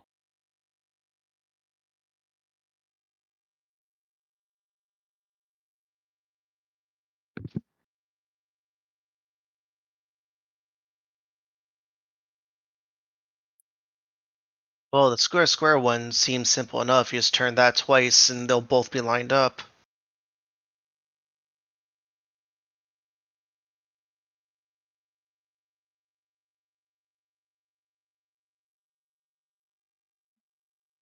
Plus. Square, square. Does it Yeah. look like on the second half, if you turn them both twice also, they will line up as well? Give me an intelligence check.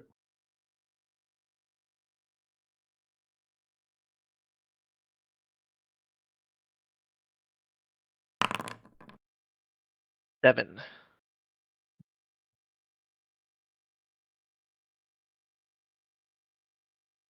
You're not entirely sure, but you get the feeling that the answer is in the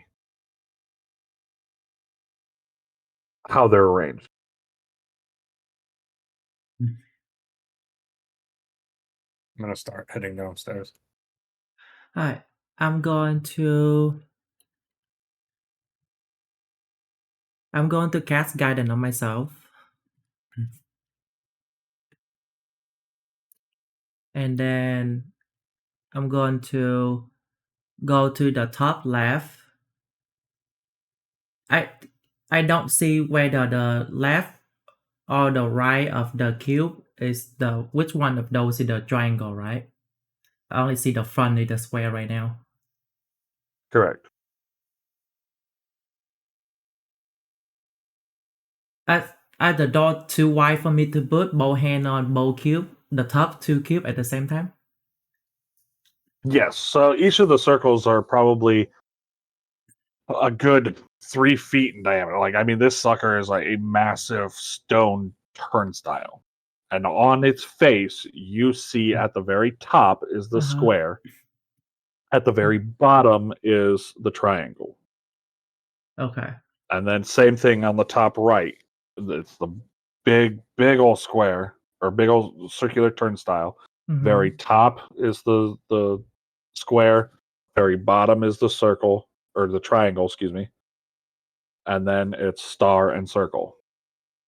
Likewise, bottom left, the circle is at the top, and your star is at the bottom. And then square and triangle. So I'll far walk up. right, triangle, square, or circle, and then square and star. I'll walk up behind me. Do you need some help? Huh? Well, we're You seem supposed to get agitated. the triangle, star, and circle on those. From top left to bottom right. Well, that's the part we don't know yet. Well, no harm in trying. I'll grab the first one and begin to turn it to the right. Give me an athletics check.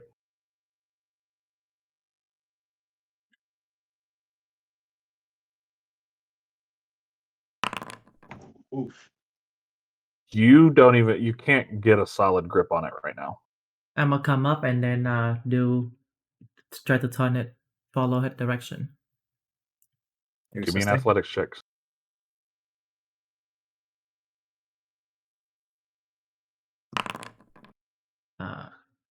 You also can't grip it. We're gonna give it Although, a give shot. me the +1. Give me the 1d4 with Yeah. guidance, because you're still under guidance. 16. 16 in total. It starts to turn. You grip it real hard, and then you feel like the blessing of the guidance kind of kick in, and you tighten your grip around it, and it starts to turn, and you're just gritting through your teeth and turning it, and finally you hear it finally click into place, and it's finally now the square is on the right, the triangle's on your left, and one of the other two symbols is on the top. I'm gonna look over at Dane, be like, "You gonna let a rabbit show you up, huh?" Whatever gets the job done. Wait, so what's in the order now? Swear. It's still Off these swear, columns, I'd probably be swear. able to get a better grip. It's still swear, right? And then the bottom one we just turned is triangle. I started top left. You followed his direction. You moved the top left. The top left. So the top left is triangle now. You said? No, triangle's on your left, square is on your right. If you're looking at the face, you need to turn this one more time to get the triangle on the top where the square started. Hey, Bunby, Huh? can you do that magic thing on me? What magic thing? That thing you did. You just went like this, grabbed it, and then your muscles bulged. Oh. Well, that's my muscle. All right, well, I'll go again. I was just kidding. I'm gonna give him guidance. I just touch him, and you're just gonna hear me Where are you touching him? on his shoulder. Just like that. So Dane, even without the roll of guidance, you kind of dust off your hands and you get the feeling back in your fingers and you grip it real hard, and you just kind of easily manipulate this thing into its place. And as it sits into the triangle, and you hear the crash of is sitting in the place, the trunk, you then hear a pin release, and you hear the rattling of a chain kind of falling, and then suddenly the entire area begins to shake as this thunderous crash, as this pillar just hits the ground on the other side of the door and just crashes, and it kind of shakes the entire area, and you kind of wiggle back and forth and everything, and then it quiets off as the first pillar is released.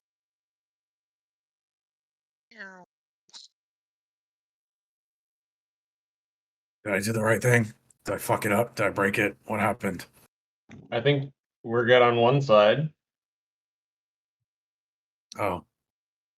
So keep going? Only Yeah. 3 more to go. By the way, who's it? Dane's not very intelligent. He's intelligent, but he's not fucking look smart at all. Which way? Left or right on this one? man. Which one are you touching right now? I'm going to the Starboard. other side. The right side now. Do the left side. Do We the just did the turn. left side. No. Do the turn left and set right this time. On the right. Okay, so I'm gonna walk over to the right side. So you want me to go this way, right? Left? It's, Correct. think of it as like a clock face, and you're either just kind Okay. of rotating the clock face like This 12 way, going to right. 9 o'clock. Stop. Give me an athletics check. Yeah, move it. It also doesn't seem like there's any give whatsoever going to the left. I don't think left is right. I think right is right. Are you sure? That makes sense. No, I read about this once. Are you sure? Yeah. Alright, Give me a I'm minute. gonna cast guidance Anyone on else want to myself. try? I'm gonna draw dry. What's the saying? Fucking heavy. I'm going to cast guidance on myself, and then I'm gonna try that. I'm Turning gonna left. just kick it really quick, just because I'm pissed. Righty tighty, lefty You loosey. kick the bottom of the door. Athletic, right? Yep, athletics. Yeah, so this one seems a little easier, and you don't even need the magic doesn't even have to kick in for you. You just kind of grip it nice and tight, and you rotate it to the right, and you hear Oh, I'm doing the left. I'm doing the opposite way we did earlier. Did it turn? No. Okay, so never mind. Told you it doesn't go that way. Yeah, if you were trying to go left, it Mhm. didn't work. Okay. It completely fought, and you even with your 20 roll of a 20, it didn't roll. Alright. Well, I guess you have to turn right then. That's what I said. Are you tired, or you want me to try again? I'll do You it seem again. to have more luck. You struggle a little bit, but you do get it, and it starts to turn. I'm gonna turn to Astro. If he dies, make sure we cut off his foot. Same Rabbit's thing. lucky. Triangle on the left, square on the right, another mixture on top of bottom. So I need to I do think that'd be another a one. lucky rabbit's foot or an unlucky rabbit's foot, though. Oh, I'm tired now. Yeah, now you just feel exhausted. You're kind of you grit. I can't get it. I I'm can't gonna do it. remove one of my gauntlets to try and get a better grip. Okay. Wait. And as I remove it, like you see my muscles start to bulge out. Ooh, Yeah. big old You want me bulgy to, you want me to, muscles. you want me to try again? Yeah, I cast guidance on you. Okay. One of my Here. ration and eat it. Here, let me help. Let's both turn together. Does that mean I have advantage? Because I need it. Yeah. If he's gonna assist you and kind of like grab the bottom side of this as it turns, give me an advantage roll on this one. I'm just gonna roll it again because I already rolled the normal one. Yep. And guidance. Throw guidance on there. It's 1d4. Yep. Just 16. enough. So as you start to get it, like you initially start to turn and like your fingers slip and you reset and Astrum grabs the bottom and he kind of starts to turn and nudge with you. And you guys finally manage to get it to turn and finally it sits into place and drops amongst the gear shaft and you hear the as it rotates in and then again you hear a pin release. You hear the chain start to rattle as something starts to fall, and then again, a thunderous crash as a pillar hits the floor and rumbles the room again. I'm gonna put my gauntlet back on as the room shaking. I'm like, oh. So that is top left Wow. and top right that are done. Anyone else want to give it a go? I'm gonna plop down and start lighting my cherryweed. Jack look like he has a lot of strength over there. Do I? Okay. Well, I come over here and then I saw the like put my paw His out, wrists are put my strong, paw but I don't out, know and about then his saw the like. forearms or his biceps or his Man, I'll back. give it a shot if you want. Well, I'm gonna tap on Jack and give him right guidance. All right. All right. So the shove him to the Is shove him guidance to a the cantrip or a spell? cantrip. It's a cantrip. So Yeah. bottom left one. Am I turning it left or right? Yeah, to the right. I'm pushing you toward. Everything's to the right, Okay. Okay. I think. Oh, Take it back fucking now, hell. y'all. Shit pisses me off. Yeah. Mm. I'm a dex-based fighter, guys. You want me to give it a shot now? You try to grip it again, but like your hands just can't get grip, and you start to like you play it off like you're doing it on purpose, but you just kind of just let your things go, but the turnstile doesn't actually move with your hand. You just go, all right, guys, I got it. you know. You do it, You might want to cousin. clean off your hands from that jizz. I think you're losing your grip. You do No, it. it's quite sticky actually. Well, I'm not Uh-uh. touching that shit. Who else wants to go? Did you touch him too? No, I didn't. I forgot. Oh, wait, Cotton. You should try again. I give you guidance now. And you feel like it starts to move, but you just don't quite have enough strength to get it to fully rotate. But you do get it to budge a little bit. Wait. No. Huh? Oh, nice. Yeah, this got time it. you definitely get you kind of reset your shoulders and you grip it nice and tight and you get it moving once and it clicks into place. Pain in the dick, One isn't turn. it? Not so bad. A little tight on the shoulder, but it wasn't too bad. I hit your shoulder. Try again. Guidance again. Don't throw your back out. I have a feeling that if you do too many times, it might throw your back out.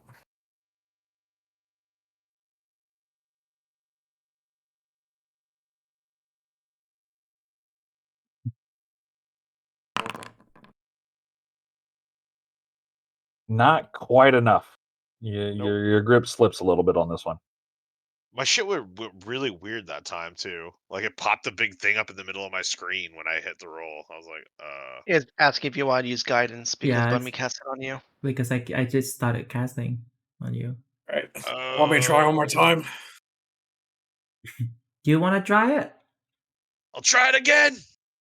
Okay. Well, here I you have go. I have a +5 to my athletics.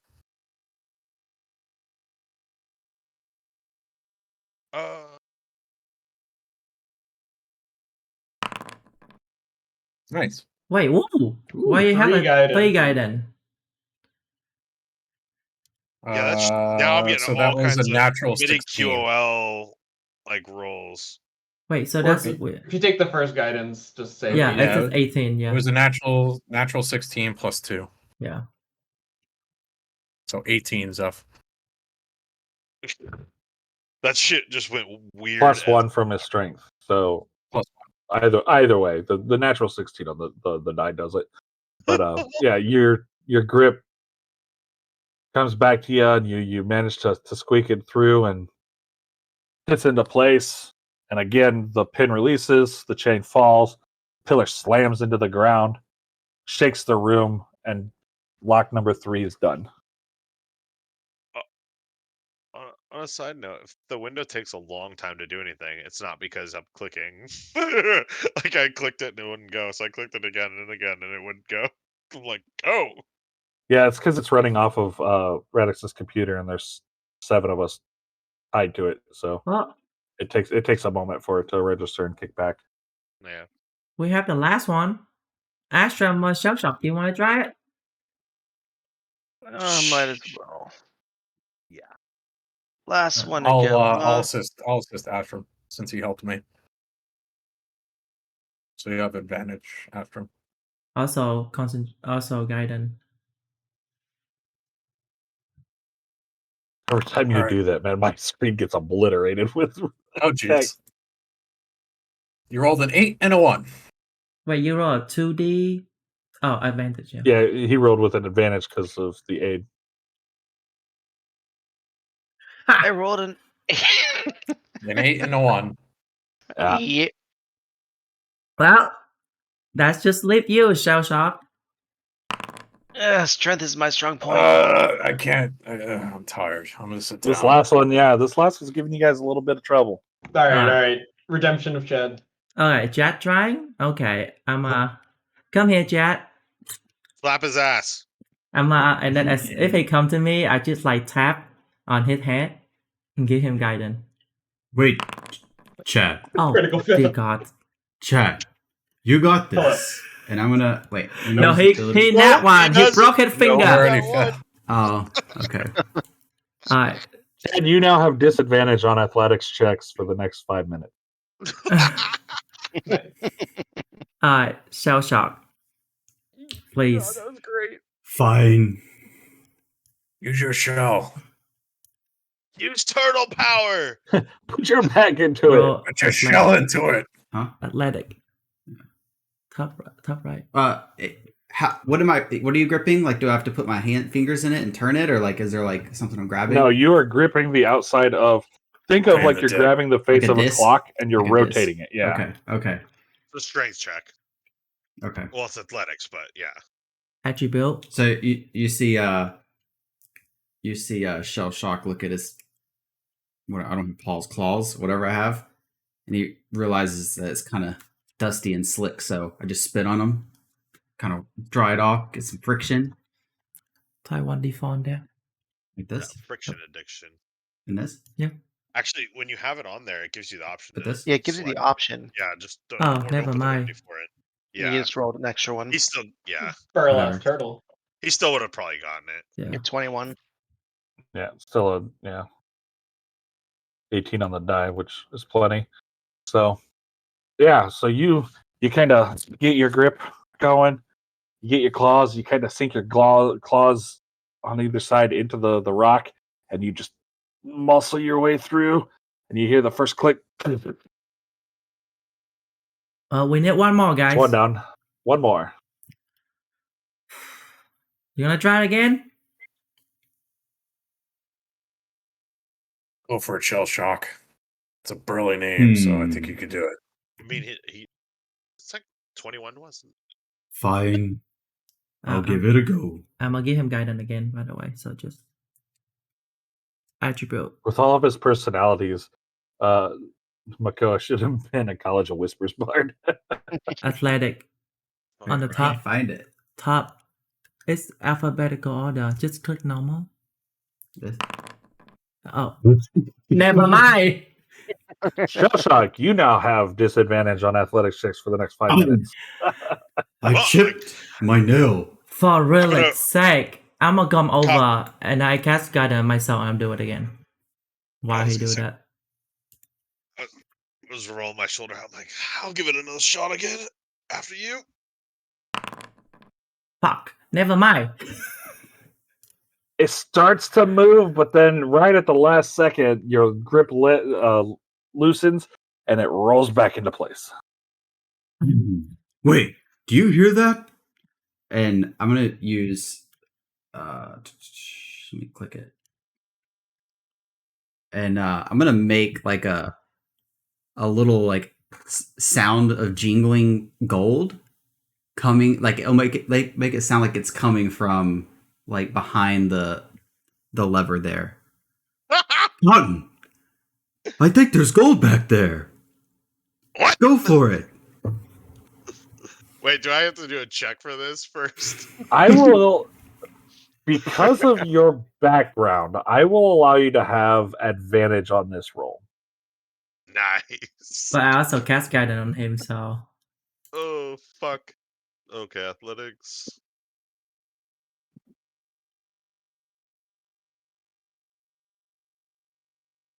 Oh, jeez. Even with advantage, I rolled poorly.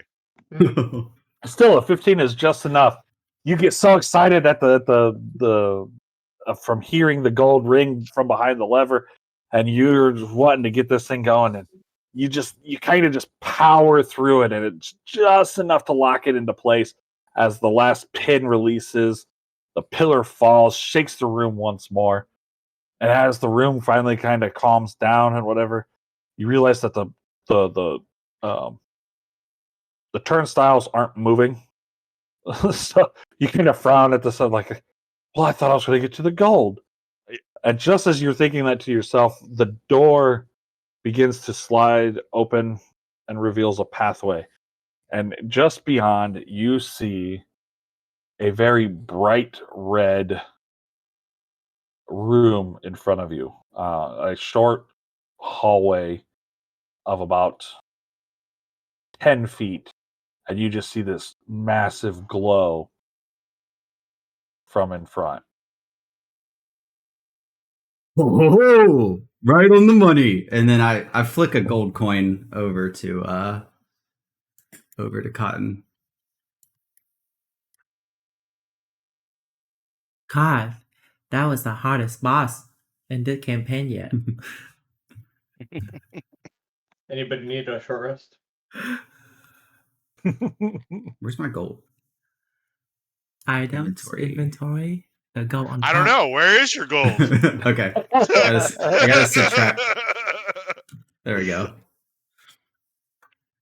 Oh, Wait, shit. why do you have 15 platinum? No, that's what I have. Why don't you look at your own character sheet? We have platinum?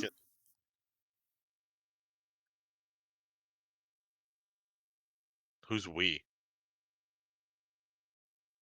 Oh, on the sheet there's a platinum currency. Yeah, it's the top level of currency in the world. Oh, Which transfers, I'm guessing, 100 to 1 or 1,000 to 1? It's 10 gold to 1. It's all 10 to 1. Oh, it's 10 to 1?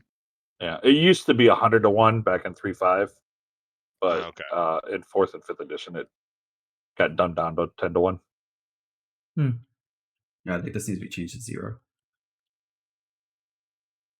So yeah, so the room is as it appears, a very large lava stream running through the middle of the room. Directly across from where you came in, you could see another doorway that leads to a path. And in looking around, it appears that the current only way to get to the other side is through balancing and walking across the pillar to the north. Walking across the rubble and everything has rough terrain, so it'll take you twice as long to get to the pillar as walking on flat ground. And if you attempt to move across the pillar, it will require 2 dexterity saves. Okay, I'll do that.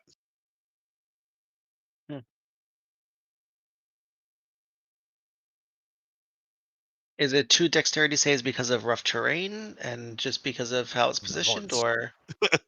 It's to prevent yourself from falling off the edge. Yes, This is because as you walk across it, it seems to be pretty slick, and you're kind of doing this balancing act.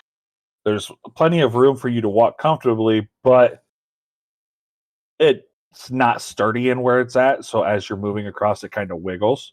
So the dexterity checks are to get your first one gets you halfway across. Your second one, if you pass, gets you all the way across. I'll go first, mates. Ugh, You want to grab the end of this rope and one of these pittons here. Okay. Before Take you this guys, Chad. Chad, do you have the rope with the pin already attached? This way I don't have to. Oh, sure. Here you go. Attach one. Colin, you want to? oh, okay. I already started walking. Slam Guys, it in. before you guys cross, who's here is not dexterous? Atom's kind of looking at the ground, trying to see if he's able to use his mold earth to kind of reduce the slickness of the surface and give it like little grooves on the way over without damaging the structure of the pillar. This way, it gives people better footing on the way over through the. It would through take this you little a really pillar that's long down. time. Doesn't seem like you'd be able to manipulate the onyx of the pillar. Dex. What roll are we going with? Okay, so Just a dexterity save. who here is not Oh, dexterous? I'm gonna acrobatics go right ahead now. and cast blast, but I want to know who's. Nobody gonna say anything. I'm gonna hold action and throw the rope at Cotton if he fucking falls. Okay. Throw it with the pitten so he can. So I hit him with the pitten basically. All right. So only Moko only Shell Shock say he not dexterous, right? Even though I'm in heavy armor, I'm an elf. Okay. Well, I'm gonna I guess. cast. Ability check or saving throw? I have two options. Sorry. Saving throw. I'm gonna cast blast on Shell Shock.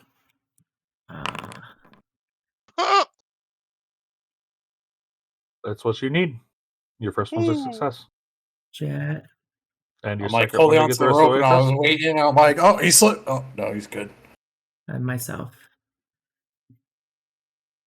He needs 2, right? 2 duck saves. Yep. Give me one more. You're Well, I good. mean, You're on the other side. you can cast bless. Just hold shift to target more than one person, and everyone Oh. will get blessed.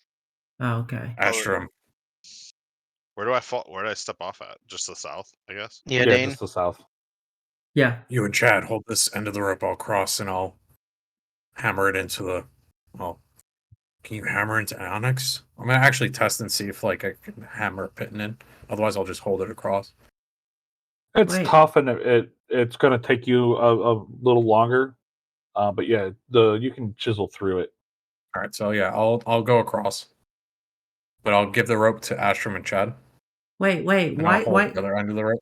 Why can't Jet tie the rope to hit arrow and shoot on the other side? It probably won't stick. It probably will just bounce right off the. Also, this rope is heavy as fuck. You're gonna be able to shoot a hempen rope? But also, it's only what 50 feet of rope.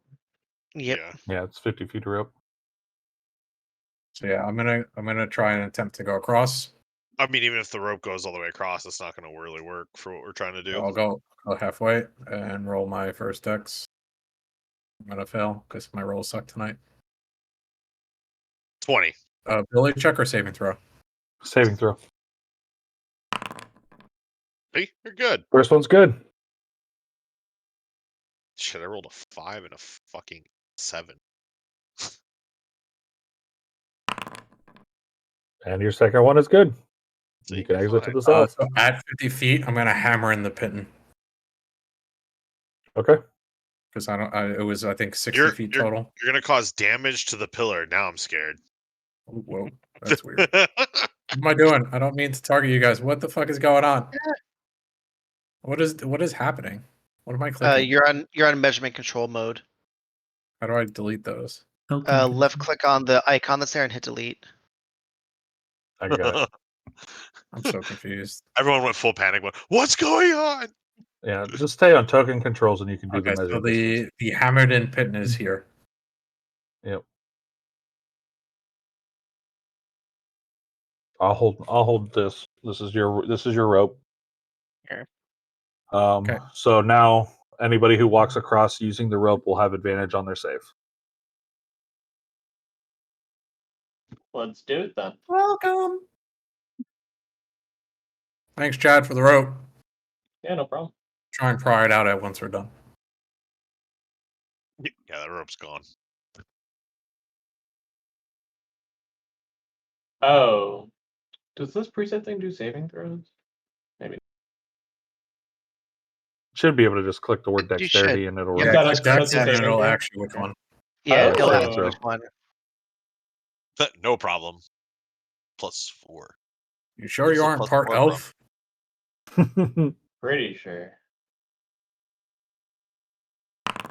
Yep. Yeah, you pretty much skip across and dance your way across. Let's go. I'm gonna reinforce the rope as Ashram is crossing, like grabbing it, just in case. What are these? Does everyone have bless right now? Is that what it is? Everyone has advantage because of the rope. But Well, And no. bless, yeah. only Buddy one put per bless vessel. on 3 people. Only one bless though, I think. They used 2. But it doesn't matter, they pass anyway. You gonna go shop? Sure. He's gonna be the one to roll a 2. I love how the ping kind of looks like an angry like Hurry emote up! thing. Like you got hit on the forehead or something. Yeah, like Click next, I and got then it it. should show you safe, yeah. And then Advantage. And roll with yeah. advantage. Plus Yep. 1d4. Oh, I'm I just gonna type grip it the here. rope tight. 1d4 How do I do that? Just put. slash roll 1d4. turtle in the lava. It didn't give him the option to do blast this way. Because your bless That's wore because off. your bless wore off because time doesn't stop. Wow. So I did, or I don't have bless. So you do. I just didn't because you're free. I'm freely letting you move across. I didn't. I'm not pausing it. So bless is still active. It's fine. For the second time, your you second don't. one. You're not gonna have like this time. Yeah, you only get it the first roll. So on this one, if It's nothing. Bum bum. Dex, right? Turtle. you still have Dex, advantage, saving advantage. Hey. and you're good. All right, who's ready for barbecued hair? When we bring the rope with you. All right. Bring the rope with you. Bring the rope I'm with gonna me. grip it and pull him as he's coming. All right, with the rope. I'm gonna take the rope off the crowd, I guess, and then I'm gonna cast guidance on myself, and then I'm gonna roll. Okay. The feed. That's it. Since Dane is holding you and holding the rope, you still have advantage on your roll. Oh, I don't Slowly, need that. miss the button. You're good. And then I'll do that again. Easy does it. Well, technically, I have a jump. I could have jump. Nice. And you're good. I'm gonna Okay. try and pull the pit net out and give it back to. I'm Chuck. saying I'm so thankful none of you are a freaking wildfire druid. Because the other Why? group has a wildfire druid. And the wildfire spirit has the ability to teleport any willing creature that is within 5 feet of it up to 30 feet away. So they literally got to the edge and teleported from edge to edge, And it's bonus completely action, isn't it? bypassing the trap. Huh? It's bonus action too, isn't it? Yeah. I mean, the action style didn't matter, but the fact that they could get everybody across with the one action, Wow. I was upset. They completely bypassed that. So, but said you are free 30 to move feet? down to the south. I give you back Like 30 the feet? rope then. Because they would still have to cross. Yeah, they went up they went up across the ledge a little bit Oh, and I then didn't know there teleported all the was. way across. I So didn't know there was- they were able to get. Fuck. Huh? I didn't know there was like. Yeah, I wasn't paying attention because I had something going on, and I didn't know there was stuff. I'd have been exploring this whole time while they were going across. Oh, there's nothing in here. It's all rubble and crushed and. He saw the book, that's why. That's You false. I find- see a book. Large rubble in addition to small rubble. Nice. I put the rubble in my pocket. You have are rubble in your encumbered. pocket. Moving on. So, Good. as you come up to this hallway spans 40 feet, and at the edge of at the end, you see a light, earthy green glow emanating from the next room. In addition, you also see flashes of varying colors of light. And as you take a moment to listen, you can hear the sound of spells crashing into a body, the floor, a wall. You hear the sounds of combat. Take out my sword.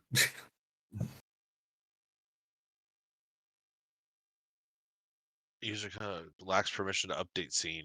Why is it giving me these weird like errors? We do too. Oh, okay, I didn't know it was just. Yeah, okay. Stroll? Are we supposed to see everything? Yep. I don't see anything. All I see is the map. Yeah, that's what we see. We see that too, with the coins on it, the tokens. I don't see tokens. I just see. Well, The that's tree? kind of weird because your skills, you're not even. Let me refresh. Oh, you know what? I had to completely delete Dane and recreate him in here, so delete his token and bring out the new one, and I'm gonna fix it. I just created a new one. No, nobody's showing up on the map. I just dragged everybody onto the map. Yeah, we see everything, but don't have well, a token I'm on- here. I see everyone's token. I don't see anyone's tokens. I don't see anybody's token. Refresh, guys. Just refresh. I refresh and it's good. That's Radis' computer. It's taking a shit. Yeah. It's over there hemorrhaging like, I can't do this. What? Porn on the other monitor, that's why. Ah!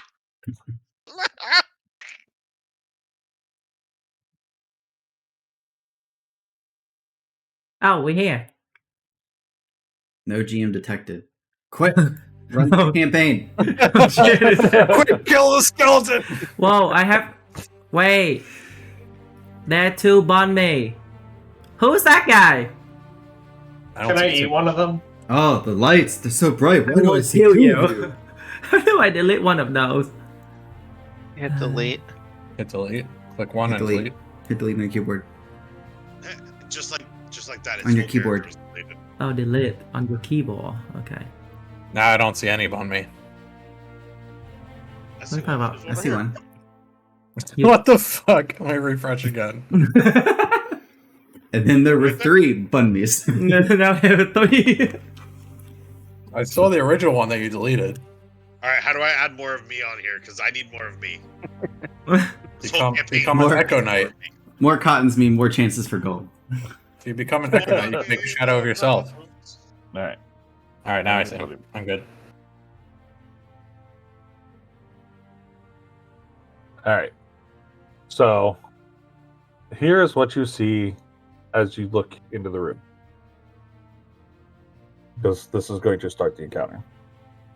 You see a angelic-like figure holding a massive scythe locked in combat with the hooded figure.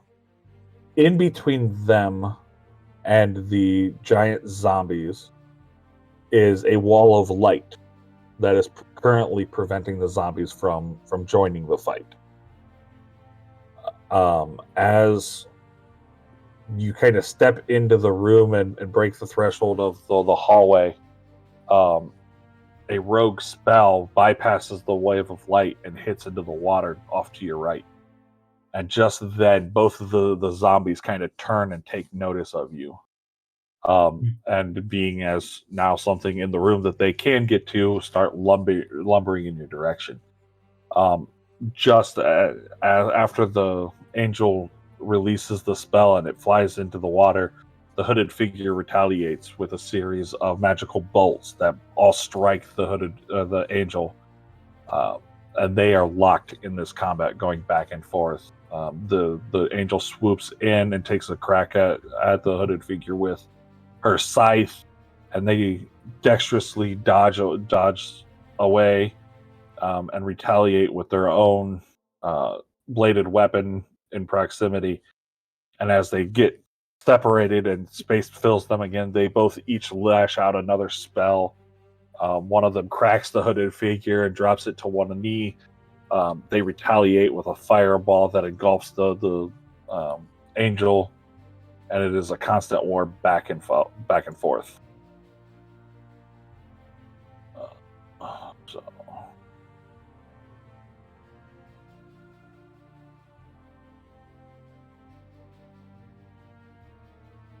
So why?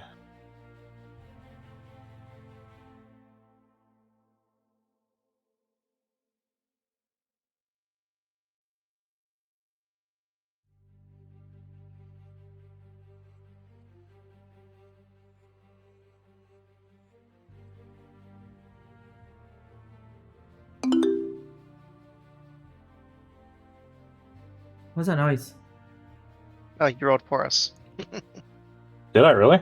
Yep. All I hit was request roll. That's weird.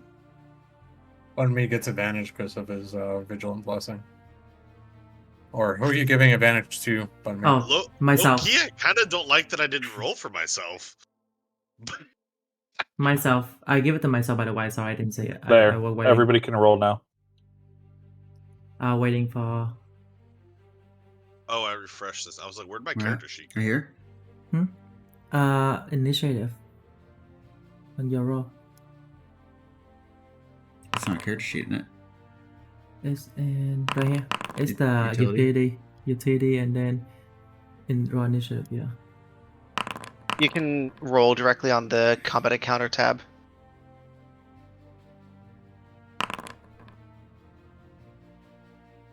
Is there a turn order that we can pop out? I don't know if you can pop it out or not. One of them got a You- -1 initiative. You can. The very, very top If you right of your right-click it. screen. Yeah, if you right click it, it'll pop up. The little cross swords icon. Oh, cool. Oh, okay.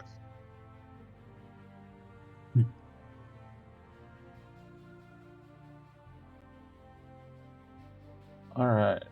So we are Yeah. going to begin combat. Wait, The I need fact to that you- roll. I need to roll one more, right? Doesn't roll that advantage for me. Did you click the advantage button? I did, but Then they rolled advantage. And it rolled advantage. it's like Yeah, you- 1d20. No, it didn't. It only It rolled did. once. Then roll your d20 again. Just roll it again. I click it, it doesn't let me. Let me go to my sheet. It's weird. Yeah, go do it on your character sheet. That's what I did.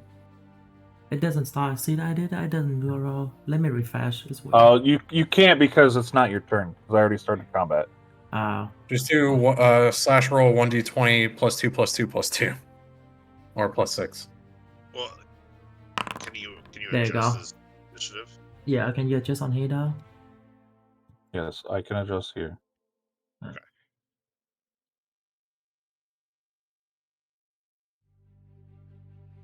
Next up, So I'm trying to turn sharpshooter on. I'm not sure that worked. Should be under your effects tab. There's the absence of it there.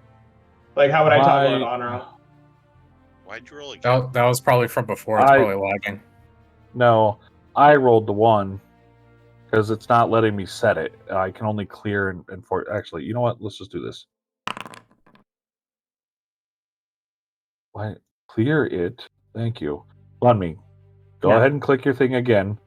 Click Okay. advantage, and this time it's gonna take. We're gonna take whatever it has. Okay. 24. Whoa, the noise scared me. It's like You hear behind. noise? Huh? You didn't hear the noise? What noise? Oh, it said my turn. It scared me when it said my turn. Chad, under features, you should see sharpshooter. Just click on that. Yep, but that doesn't turn it on or off. Alright. I'm It just It going. does. Yeah. Okay, it's not Oh, under hold on. effects anymore. Hold on.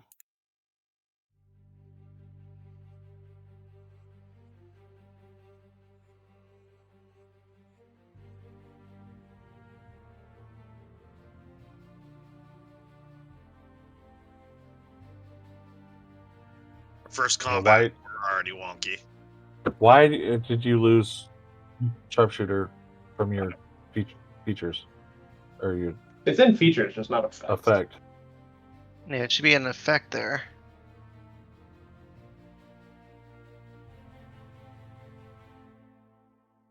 It was there. Why is it gone? Fucked up.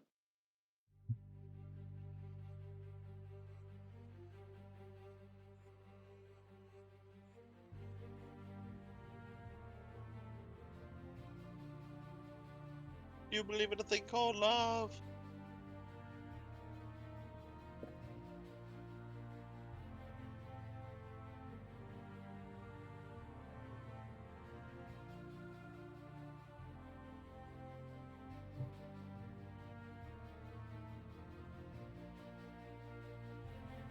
Which compendium are the Who's feats in? drawing all the stuff?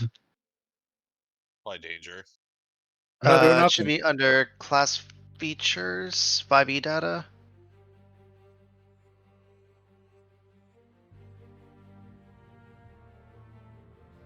Where's all these dots coming from? What is going on?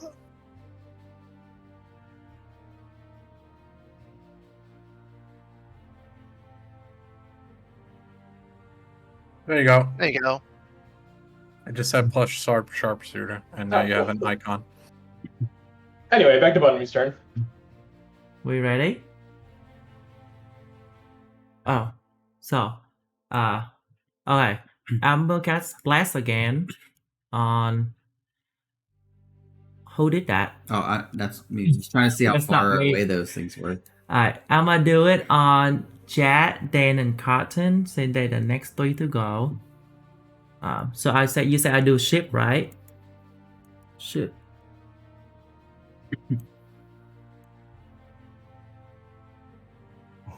Oh God. Okay. Shit.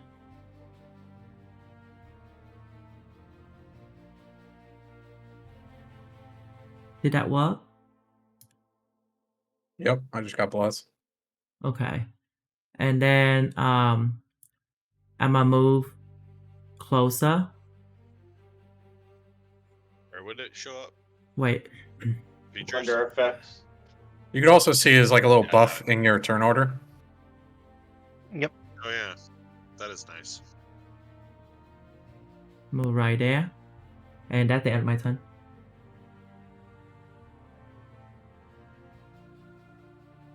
Yeah. All right, on to Chad.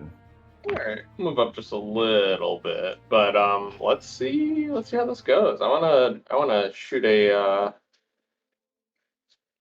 bursting arrow, I think, in a zombie. So let's see if we can stack all the things at once. I just heard Kamehameha in the background.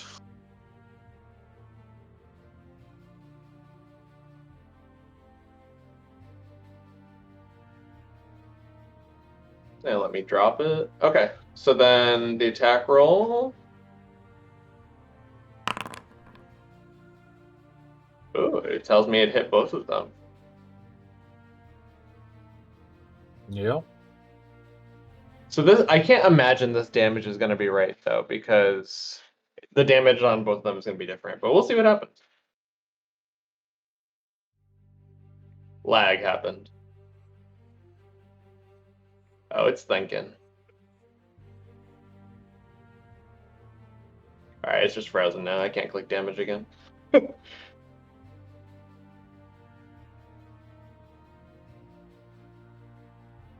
Yeah, I clicked damage and now nothing happened and now I can't click it again. Yeah, it's not coming up for me either. I did like I overflowed int.max. That's how much damage it was. Overflow. How'd your resources, Radix? What's that? How'd your resources? Completely fine. It could just be the bursting arrow itself just bugged. Yeah. You look at that one skill. So, all right. So what was this roll? Manually roll the damage. Yeah, yeah. Yep. So, fuck, that's like math though. Oh man. You can just do like slash roll 2d6 plus 2d whatever. But it's also the white hit on one of them too. So it's well, okay. So I can roll the 2d6. That's the AOE part. Hey Bubs, just for old time's sake. Do math. Yeah. So okay, so they both take 9, but then I also shot the arrow into the left one. And that would That should be be 1d8, right? Plus mod. What's sharpshooter? plus Jeebus. Yeah. So 1d8 plus 1d6 from Jeebus, plus your mod, plus sharpshooter. Damn, you hit him in the dick. 1, 1, 1, 1, 1. Like that. Yep. Yep. I rolled really low though, but You flat actually, damage OP. yeah, you legit rolled a 1 on damage. Cool. Let me decrement my thing if it didn't already. It didn't. Okay. So how messed up does this guy look now? Hover over his name. Oh, you can actually He's see that. injured. And the other one barely injured. Cool. I'm gonna action surge and do the same thing again. Okay. Just give me a normal hit instead of doing the Yeah. What is this? bursting Do? arrow, and we'll go from there. Ooh, that's fancy. 19. Ooh. Oh, did you let's see the the arrows arrow. go off? I saw the arrow Yeah. there. All right. So yep, you're able to get the Damage same thing. broken on that too. Alright. Wait, it show you hit the zombie without Zep telling? Did you already set that up, Zep? It checks their AC automatically. Ah. Ooh, so 28 on the left guy, and then Woo! Bubba's hit him in the dick. another 12 AoE damage to both of them, and now I'm out of juice. Maximum damage.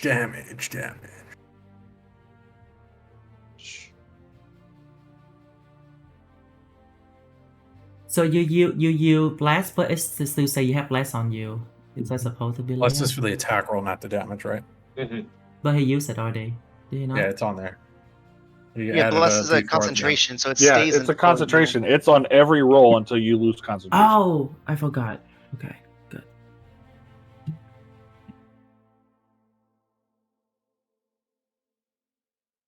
Near death.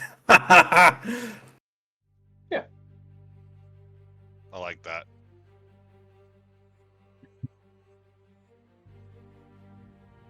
Oh, there's an intern button. Cool. Next up! Oh, that's just like flexing. That's what I'm saying. Like, the sound scare me. Want to take a step Dane. up? Yep. Can't reach these things even with a dash and a face step. So I'm just gonna stand in front. Draw my bow.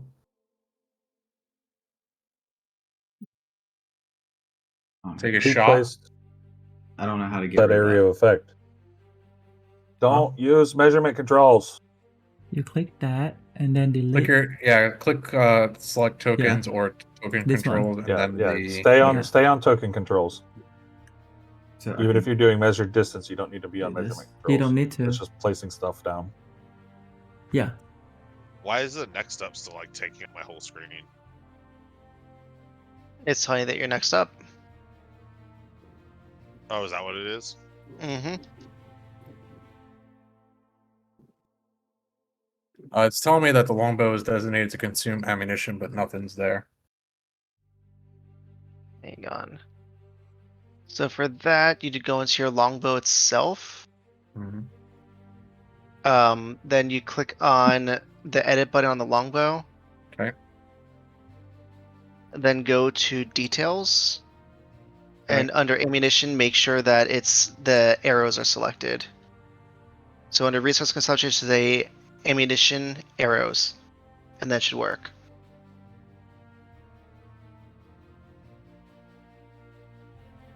Well, that's what it is.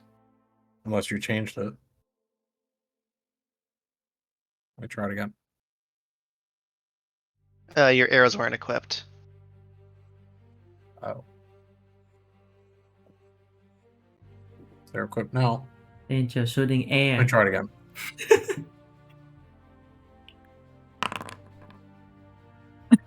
Crit! Let me bring up my handy dandy notebook.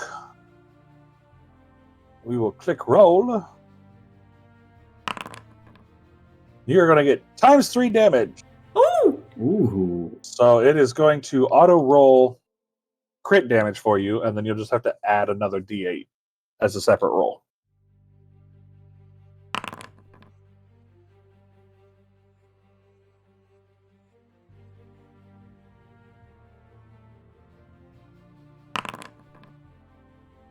for 17 in total. And you did the near death one, correct? Yeah. He's And that's it. Nearer to death. he's still Wow, near. that's fucking loud. That's what I'm saying. That scared me at first. When I went first, nobody heard it. Dear Lord. I thought everybody heard that. But just me. Well, let's see. We're back, guys.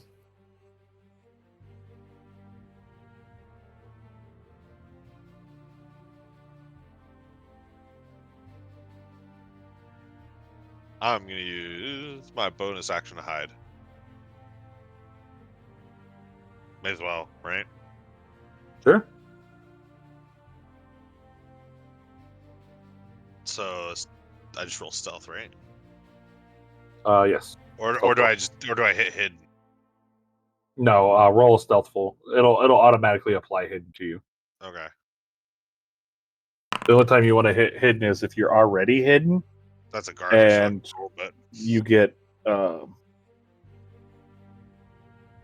seen. Because I won't, like, if somebody perceives you and breaks through it, Foundry won't auto decloak you, so you'll have to hit it. oh, okay.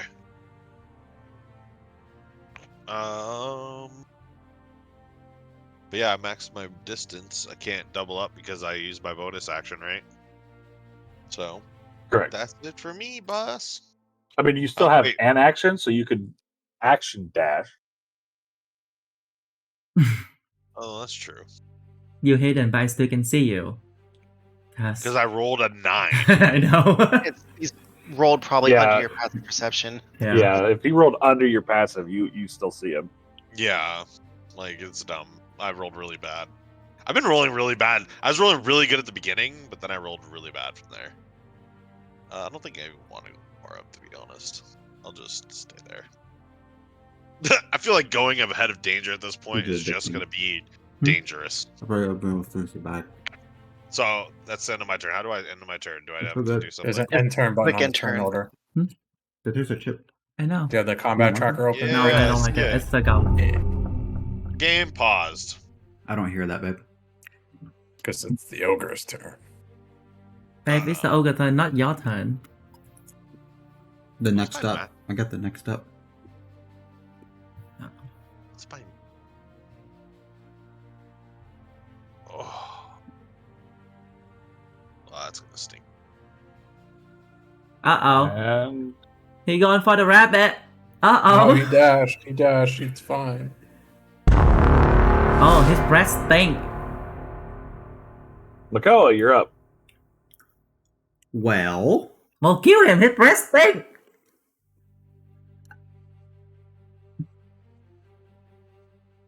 we'll move here.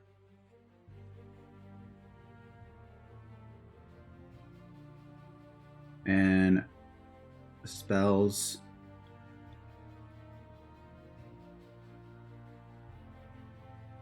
I hit it. What happened? You didn't click the ogre. Oh, like that? No, that's not what I wanted. What is that? How do You're you- putting it on top of Cadden and Dane. No, I didn't mean to literally do all I that. did, like it had like a little like thing on my mouse, so I just clicked on the thing and it just auto created a square like that direction. It's a square that follows because you're making it AoE square. So it is asking you where you want to drop it. You clicked on it instead of moving Right. it to where you want it before you clicked. I clicked on the guy, so I thought that was going to be the center of it, not the corner of it. I don't know. Is there a way to remove it? You can. This is where you go into measurement control, and you should be able to move it. I moved. But now Zeph has to manually roll. It's kind of weird though because like it doesn't let me just create a square. Like it literally is just like a little like Yes. button that I click and then it just created it. Where you want to put it, because That's fine right there. I mean that's fine. Do you hover over that guy? so you're gonna put it on the guy that's near death. Okay. Yeah, it's fine. I made it out Yeah. range anyway.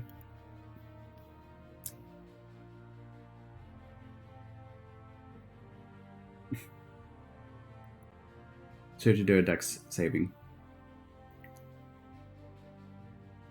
Did it not? No, because he clicked on it before it was over the ogre, so he actually cast it on Cadent and Dane, and then manually Well, no, moved because it came up for me. Said hmm I manually moved it, but I already got the thing, but it's not displaying the roll to you guys.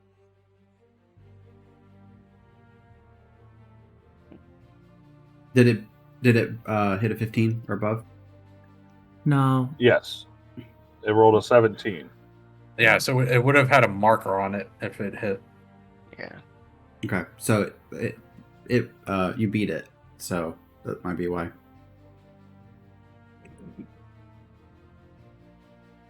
Where's the intern? Right here. Oh, that is loud. I need to fix that. Yeah. So Okay. you can remove that area of effect now. It doesn't stay, right? It's just once it's hit, then it concentrates on keeping it on Yeah. whoever got hit, but nothing hit. So All right. Let's have fun.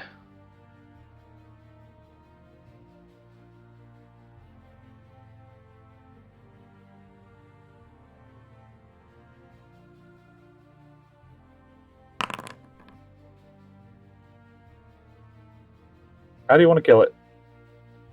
That's so Um. cool. So, Astrimka just that is a you that a didn't roll crit? damage though. No, it's a 19. My damage is right here. Astrimka just takes his sword and like points it forward, and his blade just looks like it just like spirals straight through and sticks directly into like the heart of where the zombie would be.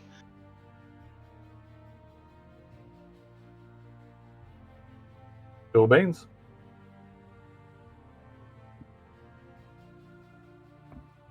Anything else on your turn? That is my turn.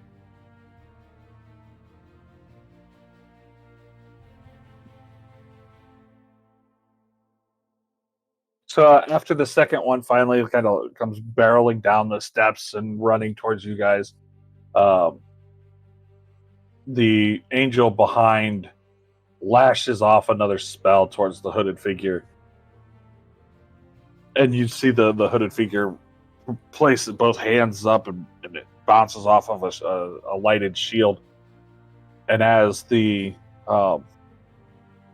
hooded figure goes to retaliate with another fireball, you see the light barrier between you and their fight kind of start to flicker and wave. And you can see that there are now like specks of blood and dirt and soot starting to form all over the angel.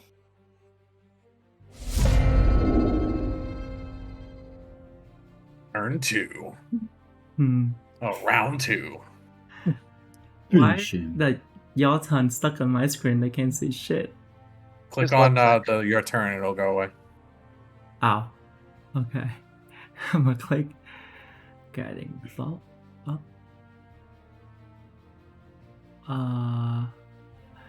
Did it roll? Oh, I have to click attack. Oh.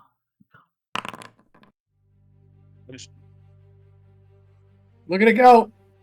Hey! Cool. And then I roll damage. Yep, Normal. and now click damage. Cool. And then whoever the next one had advantage. Already built in.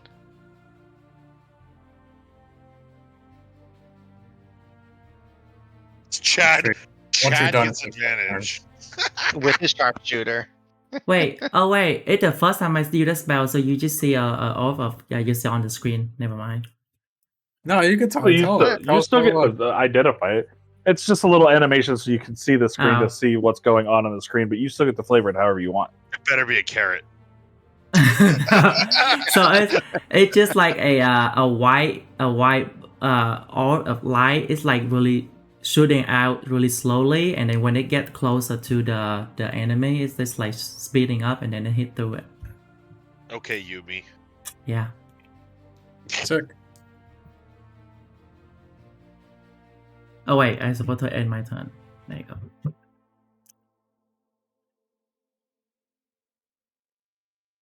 Oh no, my little hotbar is completely gone. All right. Let me do a regular attack. You do have advantage on this attack roll. Also, the zombie is glittering. Shiny. What? Yes. Does a 12 hit the zombie? It looks like it misses No. ogre zombie. Okay, it missed. Okay, it also missed the party. I mean, that's also true. That's good. All right, I'm just gonna chill here. I don't want to get, I like having the entire party between me and him, so that's good. You roll like a 1 or what the hell? I don't know what happened. He rolled a 7 and a 2. And then the -5 from sharpshooter. Yeah. I mean, Alright, we is that know the end of your if it's turn? the shell, my shell versus your arrow, my shell's gonna win. And so it literally goes directly through your shell, and you go, "Oh wait." All right, Danger, All right, finish it up. So Dane's gonna very quickly throw back his bow onto his back, whip out his sword and shield. I'm gonna Maybe. charge up and do a quick slide to the right, so I end up to the back side of this thing. As I'm sliding through, I'm gonna take a quick glance over and see. Essentially, I want to be able to try and discern if I can tell who's winning the fight to the north. I know it's quite far away, and I'm kind of on these like It step seems things. kind of even from your best guess, but you really can't see what kind of effects the spells the angel had on the hooded figure, because it's like, I mean, it's like all bandaged up and hidden, so it's really hard to tell. But you can definitely tell that they are winded and panting, and more often than not, they're being driven back to a knee, retaliating against the angel. It seems kind of at a stalemate at the moment. All right, so I'm just gonna quickly shout out as I'm bringing my sword out to make an attack. I'm just gonna say, "Kick his necromantic ass," and I'm just gonna swing down on the backside of this ogre zombie thing, using a goading attack. If I hit, Go to you.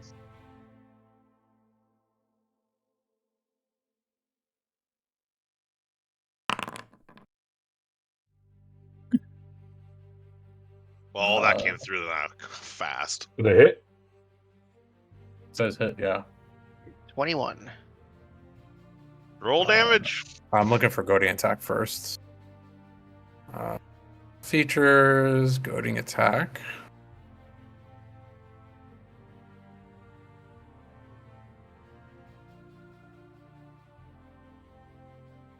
It's asking me for a wisdom save. I think it should be asking you. I think you targeted yourself when you had it Yeah. rolled. No, I only have one thing targeted, and it's the creature.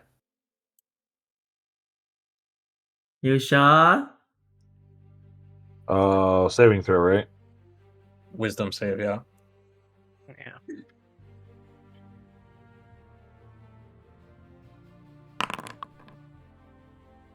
That's a fail. I believe it's 13 DC. So it has disadvantage on attacking anyone other than me. And Roll it's gonna damage. get an extra 1d8 of damage. So this is the d8 from the goading attack, and then my normal damage from my sword.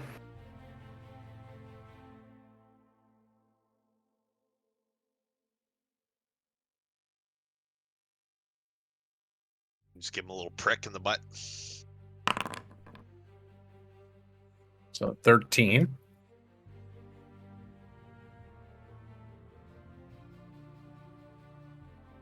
And I'm just gonna shout at it. You're fucking ugly. Nice.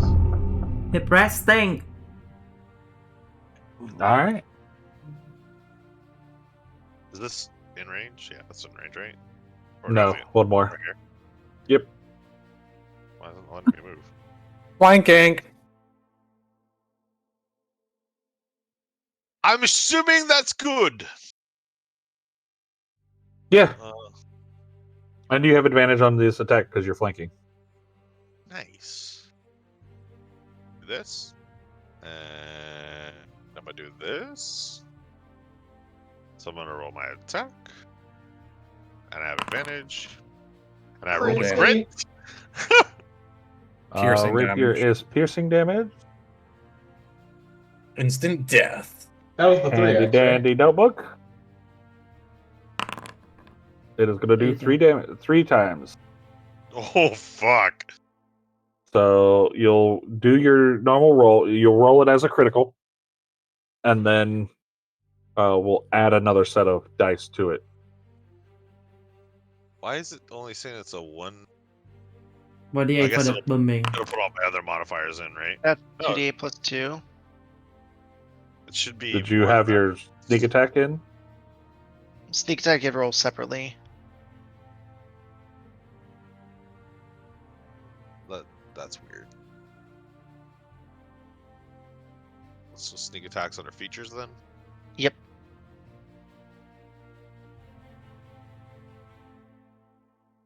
You should connect with Bubs after, see if you can get your hotbar set up. 6. And that's right. That's your normal 2d6 plus the 1d6 from your gloves, twice because of the critical. So that's right. So 31 damage from this attack. Damn. Shouldn't my actual attack have done triple? It only rolled a 2d8. Oh, you needed to roll one more d8 for that. Yeah. So I just do a type slash roll. Just do 1d8. Slash roll 1d8. Yep. Yep. 1d8. 7. So 31, 38. 38. You're right. I'm bad. How do you want to kill it? Hey, Dad! So since I was using booming strike, my blade is gonna kind of like have almost like a wind effect around it. So when I strike him, his like the whole center torso just erupts out around him. Sweet. But yeah, I'm so like Looking at danger through his the body force now. of the air from the booming blade as your attack goes to land just kind of blows a nice sized chunk out of his torso, and he just kind of lumbers forward and just kind of falls in between you and Dane. That rapier is pretty Dead to the cool. floor. Is that the new one that you swung? Yeah. Well, stab. Yeah, it looks pretty shiny. Did some massive damage. So as he falls, and you guys start to collect, and you turn your vision towards the center tree, you see Beatrice lash out with her giant scythe at the hooded figure, as the hooded figure slams its hand down onto the ground, and this big rune illuminates underneath of it as 4 giant black chains reach out and surround the angel and tie her into place, holding her still. And the hooded figure panting, and obviously at the end of their resources, is just frustrated, and you can tell it by its voice. It's focusing more on the deep guttural waviness versus a mixture, and it just kind of screams out that you may have stopped him this time, but it will not stop him from getting the Emerald Eye. I will restore Mixus to his rightful place. You cannot win this in the end. And he steps back into another portal and vanishes from sight. What a pussy! As the portal closes, the light wave drops. Beatrice falls to her knees. The angel falls to her knees, and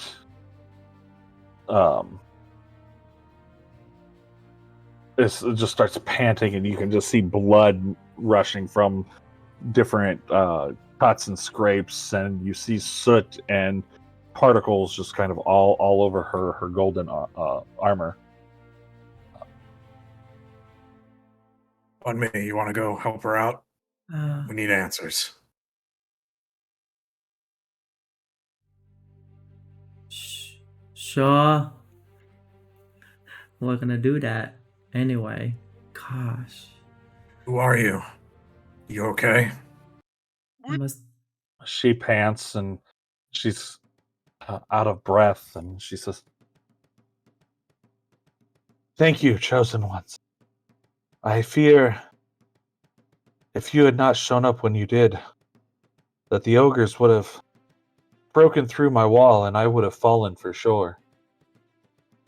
Those things, they were pretty easy to dispatch. Yes, but on top of fighting them and the hooded figure, I couldn't get a read on them. Normally I can anticipate their movements, and this one I got no readings at all. It was like they weren't there. But I am Merkel. I have been sent by the gods to aid you. I can walk this plane while they are forbidden to, or if they were to come back to the mortal realm, the end time for you and your kin is sure to be upon you. So they sent me in their stead to aid you where I can. And it was my duty to stop the hooded figure from retrieving the key to Maxis' prison. What And do you surely, mean the end time is surely upon us? if the gods have to step foot in the material plane to right the wrong that the hooded figure is trying to cause,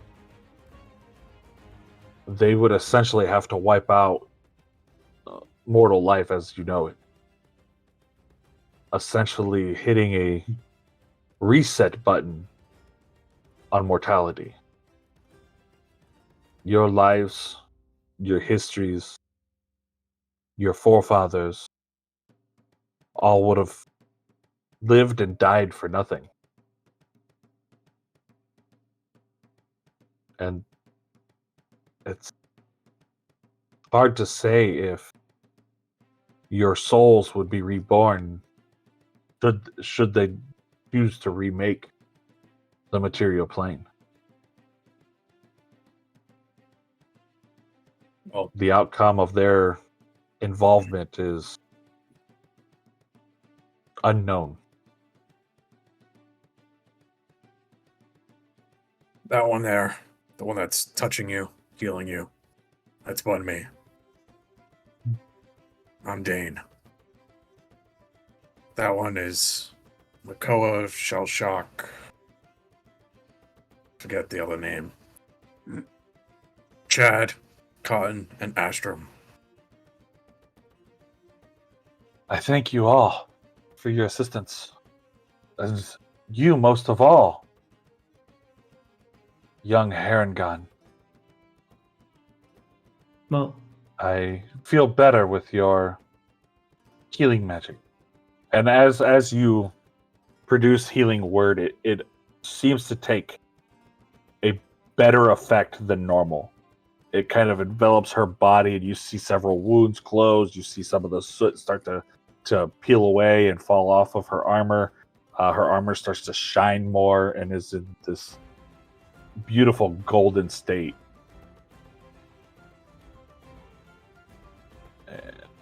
What's in those carrots that you've been eating? well, it's not glad you feel better.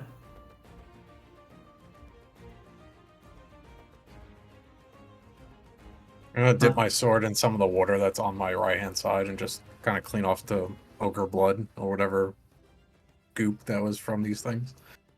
And sheath my sword. I feel you probably have a lot to tell us.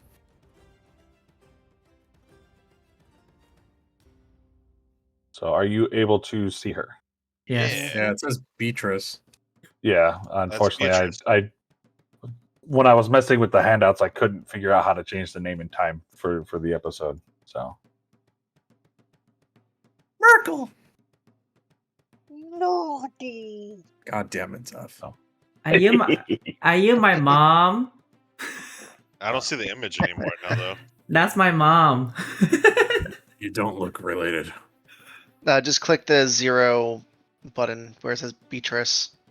Oh, it still says Beatrice up on the left. Got it. Get fucked. So, what's the tree right here? Yeah, Merkel, give us some information. What are we doing here? Why do we have to race that thing here? There's a lot of unanswered questions, and I think a lot of us want to know yes, what path we're on. you are on the correct path. Your decisions you have made the correct decision. And had you not intervened and came to the temple, I would have been defeated. And the key, she waves her hand over towards the tree behind her. And as she points at the tree, you see this green portal start to form out of the trunk. And out pops this giant wooden key. It almost kind of looks like an old skeleton key, but it is made of a very pristine oak-like wood. It has vines running through it, kind of like engraved into its sides, and it is massive. Like this thing is probably, it almost reminds you of like the key to a city. It's just overly big, and it kind of floats a little ways out from the tree, and she says, I'm sure you all read the story of the history from the scroll chamber. The fruit that was referred to in the scrolls in the text, that the tree will bear its fruit to those that are worthy. Only those that are worthy and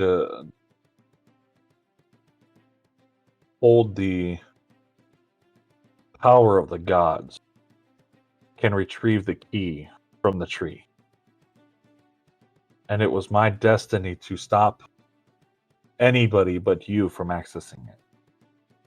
However, with the knowledge now that this figure cannot be divined upon, and I cannot read their movements, their thoughts, or their actions, my path going forward is very clear. That I will have to remove the temple from the face of the volcano and send the key elsewhere.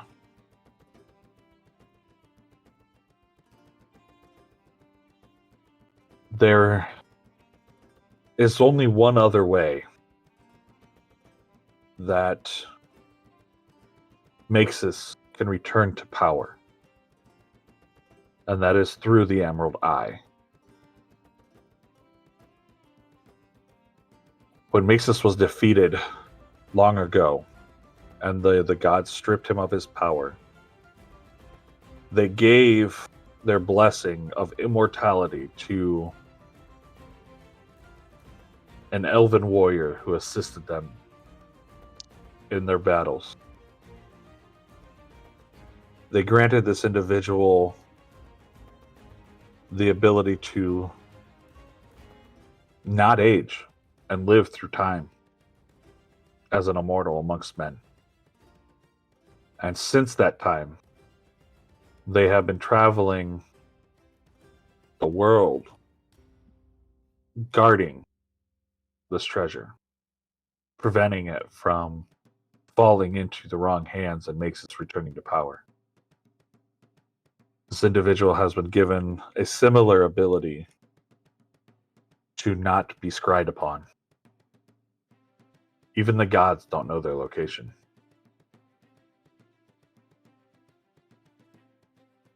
they've all but erased the name from their memories as to not be tempted to seek this power for themselves.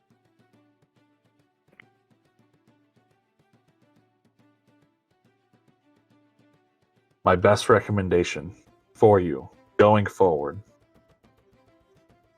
to stop this individual from finding that power. She looks at you, Dane. She goes, go to your homeland.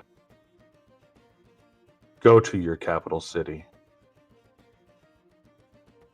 They must have records of this noble champion and their deeds. Find records of his travels. Track him down. Aid him if necessary.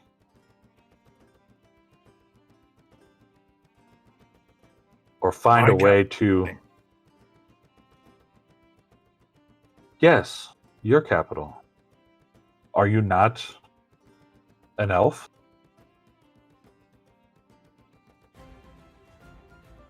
I am, but not that kind of elf. Always Do your thought you were people a bit not weird. hail? Do your people not hail from Hercynian? The capital in the forest to the west, east? I am not of the Highborn. No, my mistake then. At least that's... Well- I don't truly know, but I was found at a young age by my parents. And my home village is North Point Village. I see. Well, then travel to the land of your people, your kind. Start in the capital.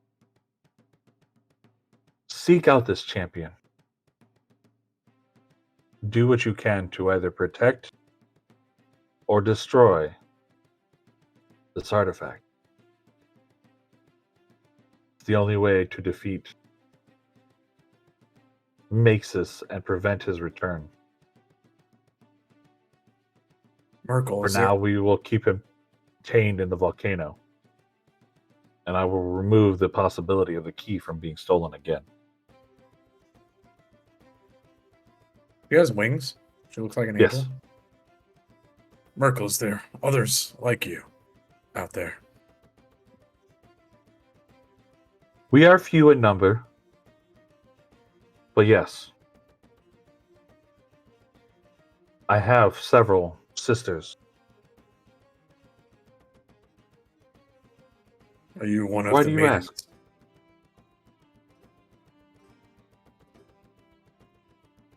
What'd you ask?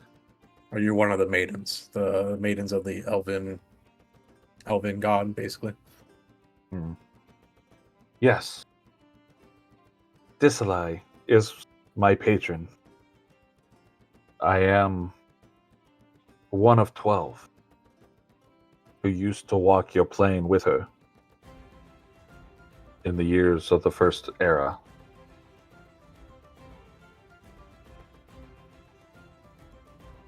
And you see the resemblance from her to the statues you saw in the scroll chamber.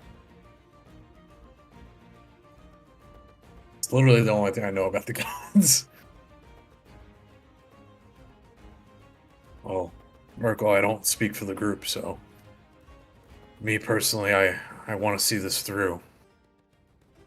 What do you all think? Do you have any questions? Well, I mean, I had been sort of looking forward to getting out of this whole situation and getting home to a life of comfort. But honestly, this feels pretty big. I feel like I might even make Daddy proud if we do this right. So I'm in. Well, that's a maybe on that one, mate. Can only try. I can honestly say that while I cannot speak for your family, should you succeed in this task, Rillick herself would bless you. Oh, Oh, you don't say. And as you you're aware, and I can sense and see the items bestowed upon you from the gods, that if you choose to proceed on your quest, on this quest, your gifts will continue to grow as you gain knowledge and reveal more of the mystery that not even I know. I beg of you to search your souls.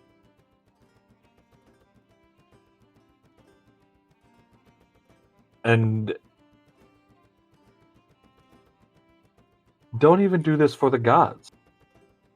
Do this for humanity. Do it for yourselves. Because I assure you that if the gods have to get involved,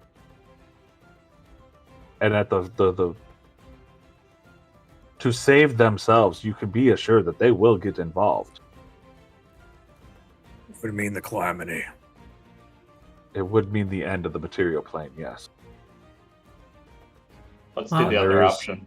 Either save the world or let the gods come and blow everything up. Well, for me, So there'll be a good profit on this mission, yeah? I'm sure you can find work amongst members of your kin. Oh, work. No. I need money, not work. Where she's telling us we need to go is probably one of the richest places on Earth. Oh, excellent. Perfect. That works for me.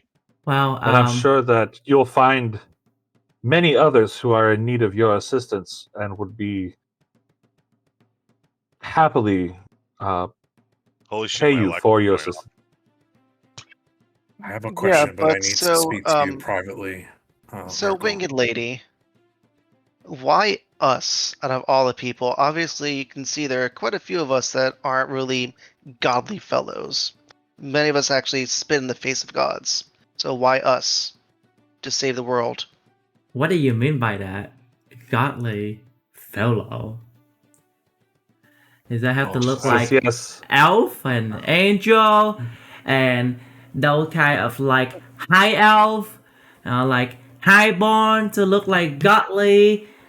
People like a rabbit and a fucking turtle is not godly enough. She leans down and taps you right on your nose and says, "Don't fret, young bunny. You are godly, and are as godly as any other being on this planet. My Don't let ear, anybody tell you otherwise."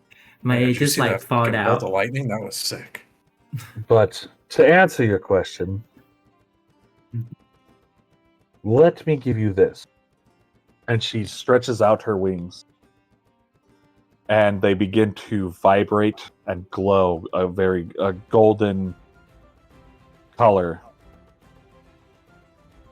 And as she slaps them in front of her, this like gold powder releases and covers each of you.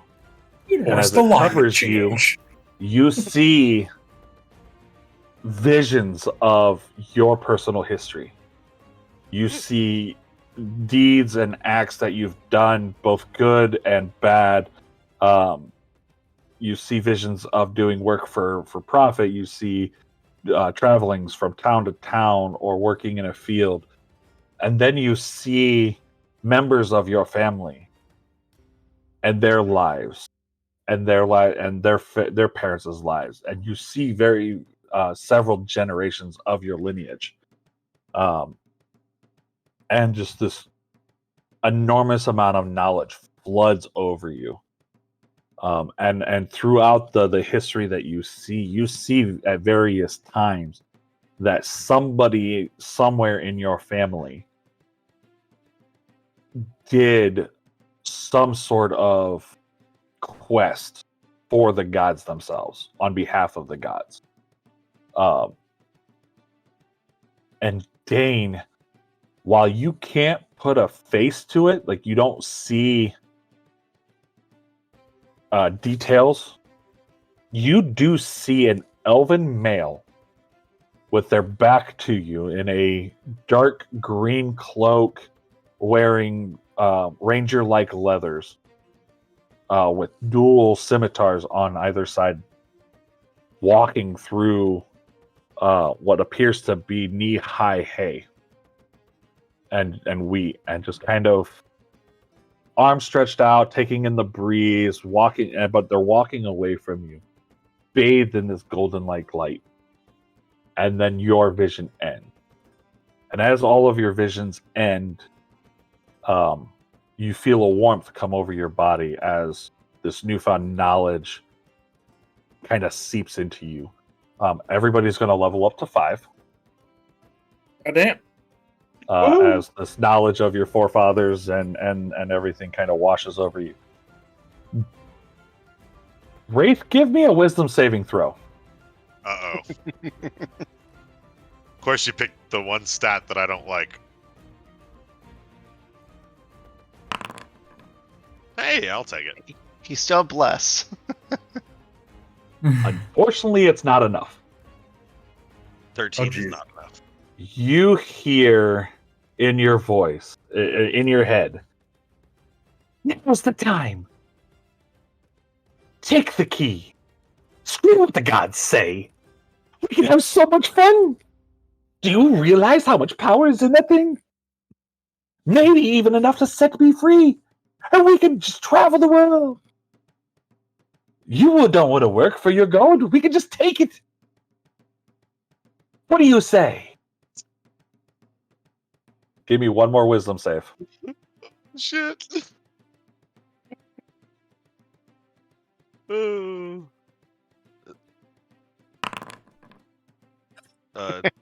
This one is enough to succeed. You fight the urge to reach out for the key. And as Beatrice, or I say Beatrice because that didn't update her token, as Merkel sees you kind of get closer to the tree and the hovering image of the key, she snaps her finger and the key vanishes back into the tree and the portal closes. As she looks at you puzzled, she kind of leans over and rests a hand on the top of your head and says, "Young one, your mind is not your own. Are you plagued by another?" Plagued is kind of a long shot. He I'm has not sure what I am just yet. He has some sticky fingers. Does he need exercise? Exercise? Exercise? I think he got Huh? some Jeebus jizz Exorcism. on his fingers. Does he need exorcism? Exorcism? Have any of you guys even witnessed me steal anything? Like, No, we She had a kinda lot of looks conversations puzzled about at you. loot. She looks kind of puzzled at you, just kind of concentrates on you at the moment and says, "Well, not every voice is the correct one to listen to. Be wary of these intrusive thoughts." I'll be mindful. But who's to say a fun time isn't a fun time, eh? She just kind of shrugs and turns back to the group and says, "Since you weren't able to capture the hooded figure, Not our fault. I blame the total. I'm going to bestow this upon you. This will ensure your freedom from the wall and allow you passage beyond to continue your quest." And she holds out her hand, and as a statuette begins to form of Celeste symbol, you see a feminine hand begin to form, and as the palm kind of it starts to wrap its fingers around a scale of justice, as the weights and either side finishes out, and it's made of like gold and silver, and it kind of just hovers in her hand, and she floats it out and hands it over to Budme and says, "Here, Huh? give this to Lord Byron. With this, he will ensure your freedom, and your service to the wall will conclude. I'm sure it'll even buy you passage to the port. Oh, Tell thank him you. of your plan and where you need to start. I'm sure that the wall will aid you as best they can. Well, thank you. I wrap it, run it over to Dan, give it to him, and sort of run away from Cotton.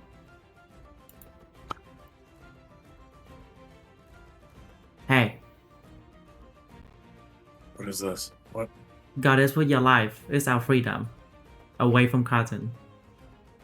I mean, we were Wait, pretty much told we were free anyway, but okay. Bye. Give it back to me. No, I got it. It's mine now. Well, Put my bag. I will kill you, you lose it. Winged Lady, why are you throwing images of people I've never met before in my head? There is more to your past than the one that you know. I Regardless think of you've the, felt this for some time.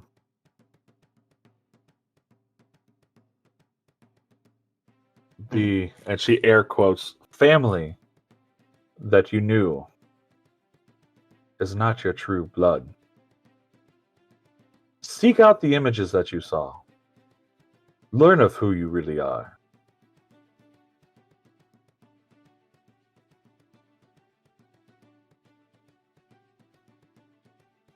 I'm kind of pissed that that bastard kept running away. That's the second time he's ran away from us.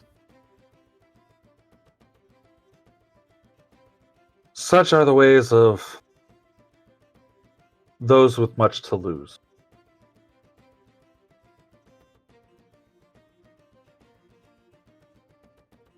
I'm sure in your efforts to find the Elven Champion and Guardian of the Emerald Eye, more and more will come to light. But I must be leaving you. Huh? Does he have a name? We whisper. Unfortunately, even that is lost on the gods. Anything that we can do to help find this guy? I mean, just searching a city is going to be insane to even think about. No. You're searching for a great champion. Their records should hold details of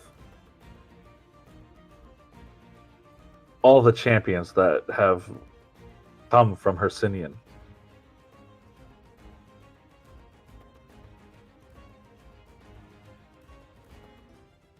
I'm sure that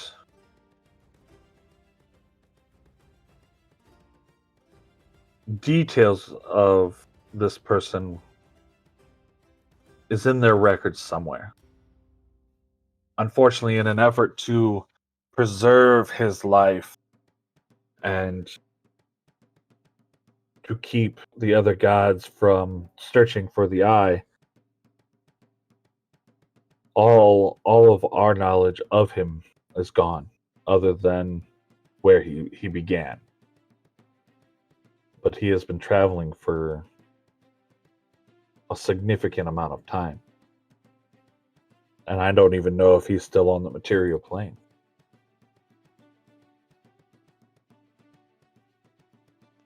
Find out. Oh, vote. We go to the wall, get our freedom. We all head to Hercynian together, see if we can get some information, and if things don't add up or we feel that this is not working out, we could always split up from there. I have nothing else better to do. Makes sense. Well, wherever Shell Shock go, I go, because I lost the bet to him. Was I'm gonna shake Shell Shock. You awake? You haven't said a word. Yes, I'm here. I was doodling on my pad while you guys were talking, so that's what you would have seen me doing. What's your opinion? Do we go look for this champion? Well, as I said before, there's a lot of unanswered questions, so I'd rather continue forward. We can always go back later. Merkel, once we've retrieved the Emerald Eye from this champion, if he even gives it to us, you said either we destroy it or something else. What's the other option? Just protect it? Kill Yes. the I'd hooded either figure? kill the hooded figure or destroy the Emerald Eye. Once you find the champion, I'm sure many of your questions would be answered. Who knows if this champion will even give it up to us? Is he a noble champion, or is he as corrupt He was as a the rest mighty of the warrior. highborn shits? He did many great deeds during the war with Mixus. That is why he was chosen to guard it and given the gift of immortality. I believe he is honorable. Well, push comes to shove. Cotton will do his thing. Yep. Chad, do you have any So- contacts in Hercynian? Nope. Never heard of him. The city, Hercynian? The elvish city? He's not an elf.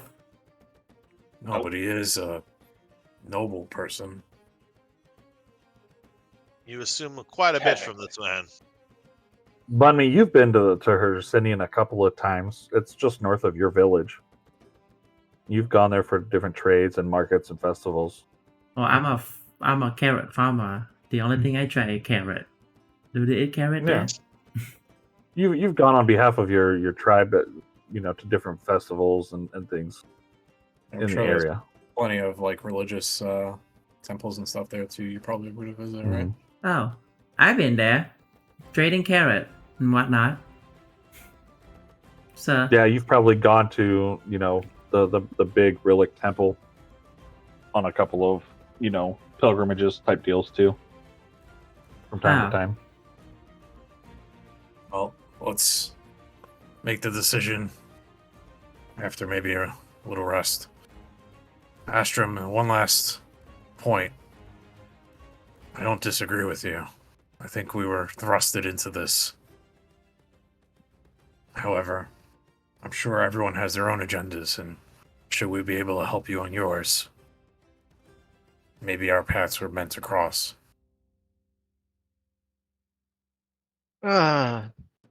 Trust me on that one, mate.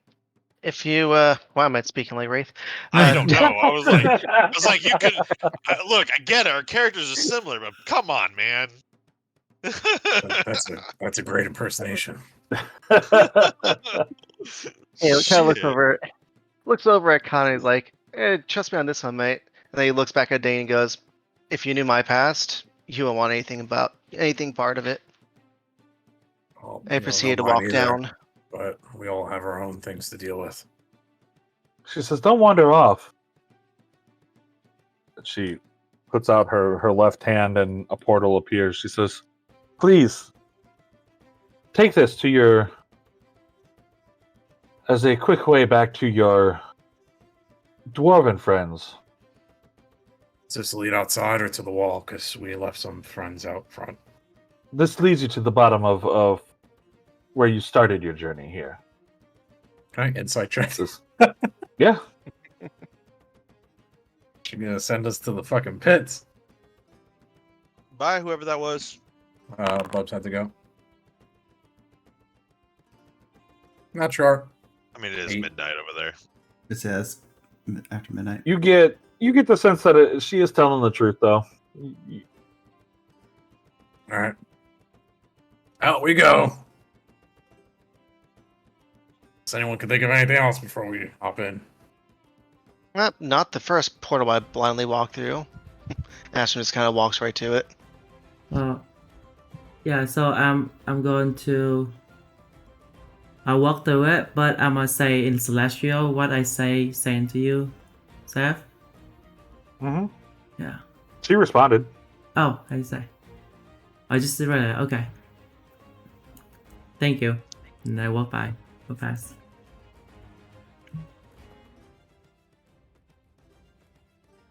I'm following. Okay. Great. I'm in the portal. As the last one leaving, I'm just going to very quickly ask Merkel if there's anything that she can assist me with being able to disguise myself, because I may have issues going into Hercynian.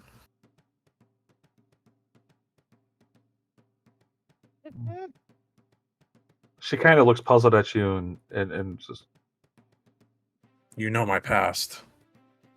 You know what. Is it the Highborns that you fear?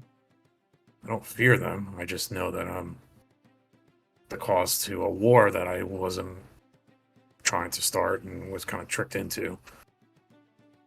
Fear there's a price on my head for them. She says those that would see you harmed reside in the northern city of Loria. I would avoid them. However, she kind of holds out her palm and a disguise kit forms and she hands it to you and says, with this, you'd be able to change your physical appearance some, should you feel the need to not show your true face. There's a regular disguise kit. +1 and you're proficient with if you're not already proficient with disguise kits. Cool. She says, but yes, if you're worried about your past catching up to you, stay away from Loria. Well, eventually I'll have to face that. Yes, I do see that in your future, but I thought that's where we were going, honestly. My brain's a For little now. foggy. It's been a long day. yes, I understand. I'm due for some rest myself. Should we see any of your sisters? Is there anything... Do they know about us? Is there anything that we should tell them? We will be watching very closely. We will aid you as much as we can going forward. In Sylvan, I'll just respond quickly as thank you and head off. Y'all gonna be wrecked in the morning. Just FYI. I usually don't pass out until 2 a.m. anyway. So. I'm gonna be wrecked in the morning, but as you step through and you're the last one through, the portal closes behind you, and as you kind of get situated on the other side of the portal, and Horace is just bug-eyed and wide-eyed as you all appear in front of him. Not even like a portal is standing next to you, like you just kind of appear in front of him, and you feel a rumble in the ground, and as you turn towards the pyramid, you just see it like implode in on itself, like it went into a black hole and just shrinks up and disappears. Don't be alarmed. It's just going back to the divine plane. But you guys, and it's as you kind of get your bearings situated, you realize that it's just afternoon. You've only been in there maybe 2 hours, 3 hours, and he's like, but you guys were just, and now you're just, and then that was just, what the hell happened? We can talk about it at the wall. We need to report back to Lord Byron.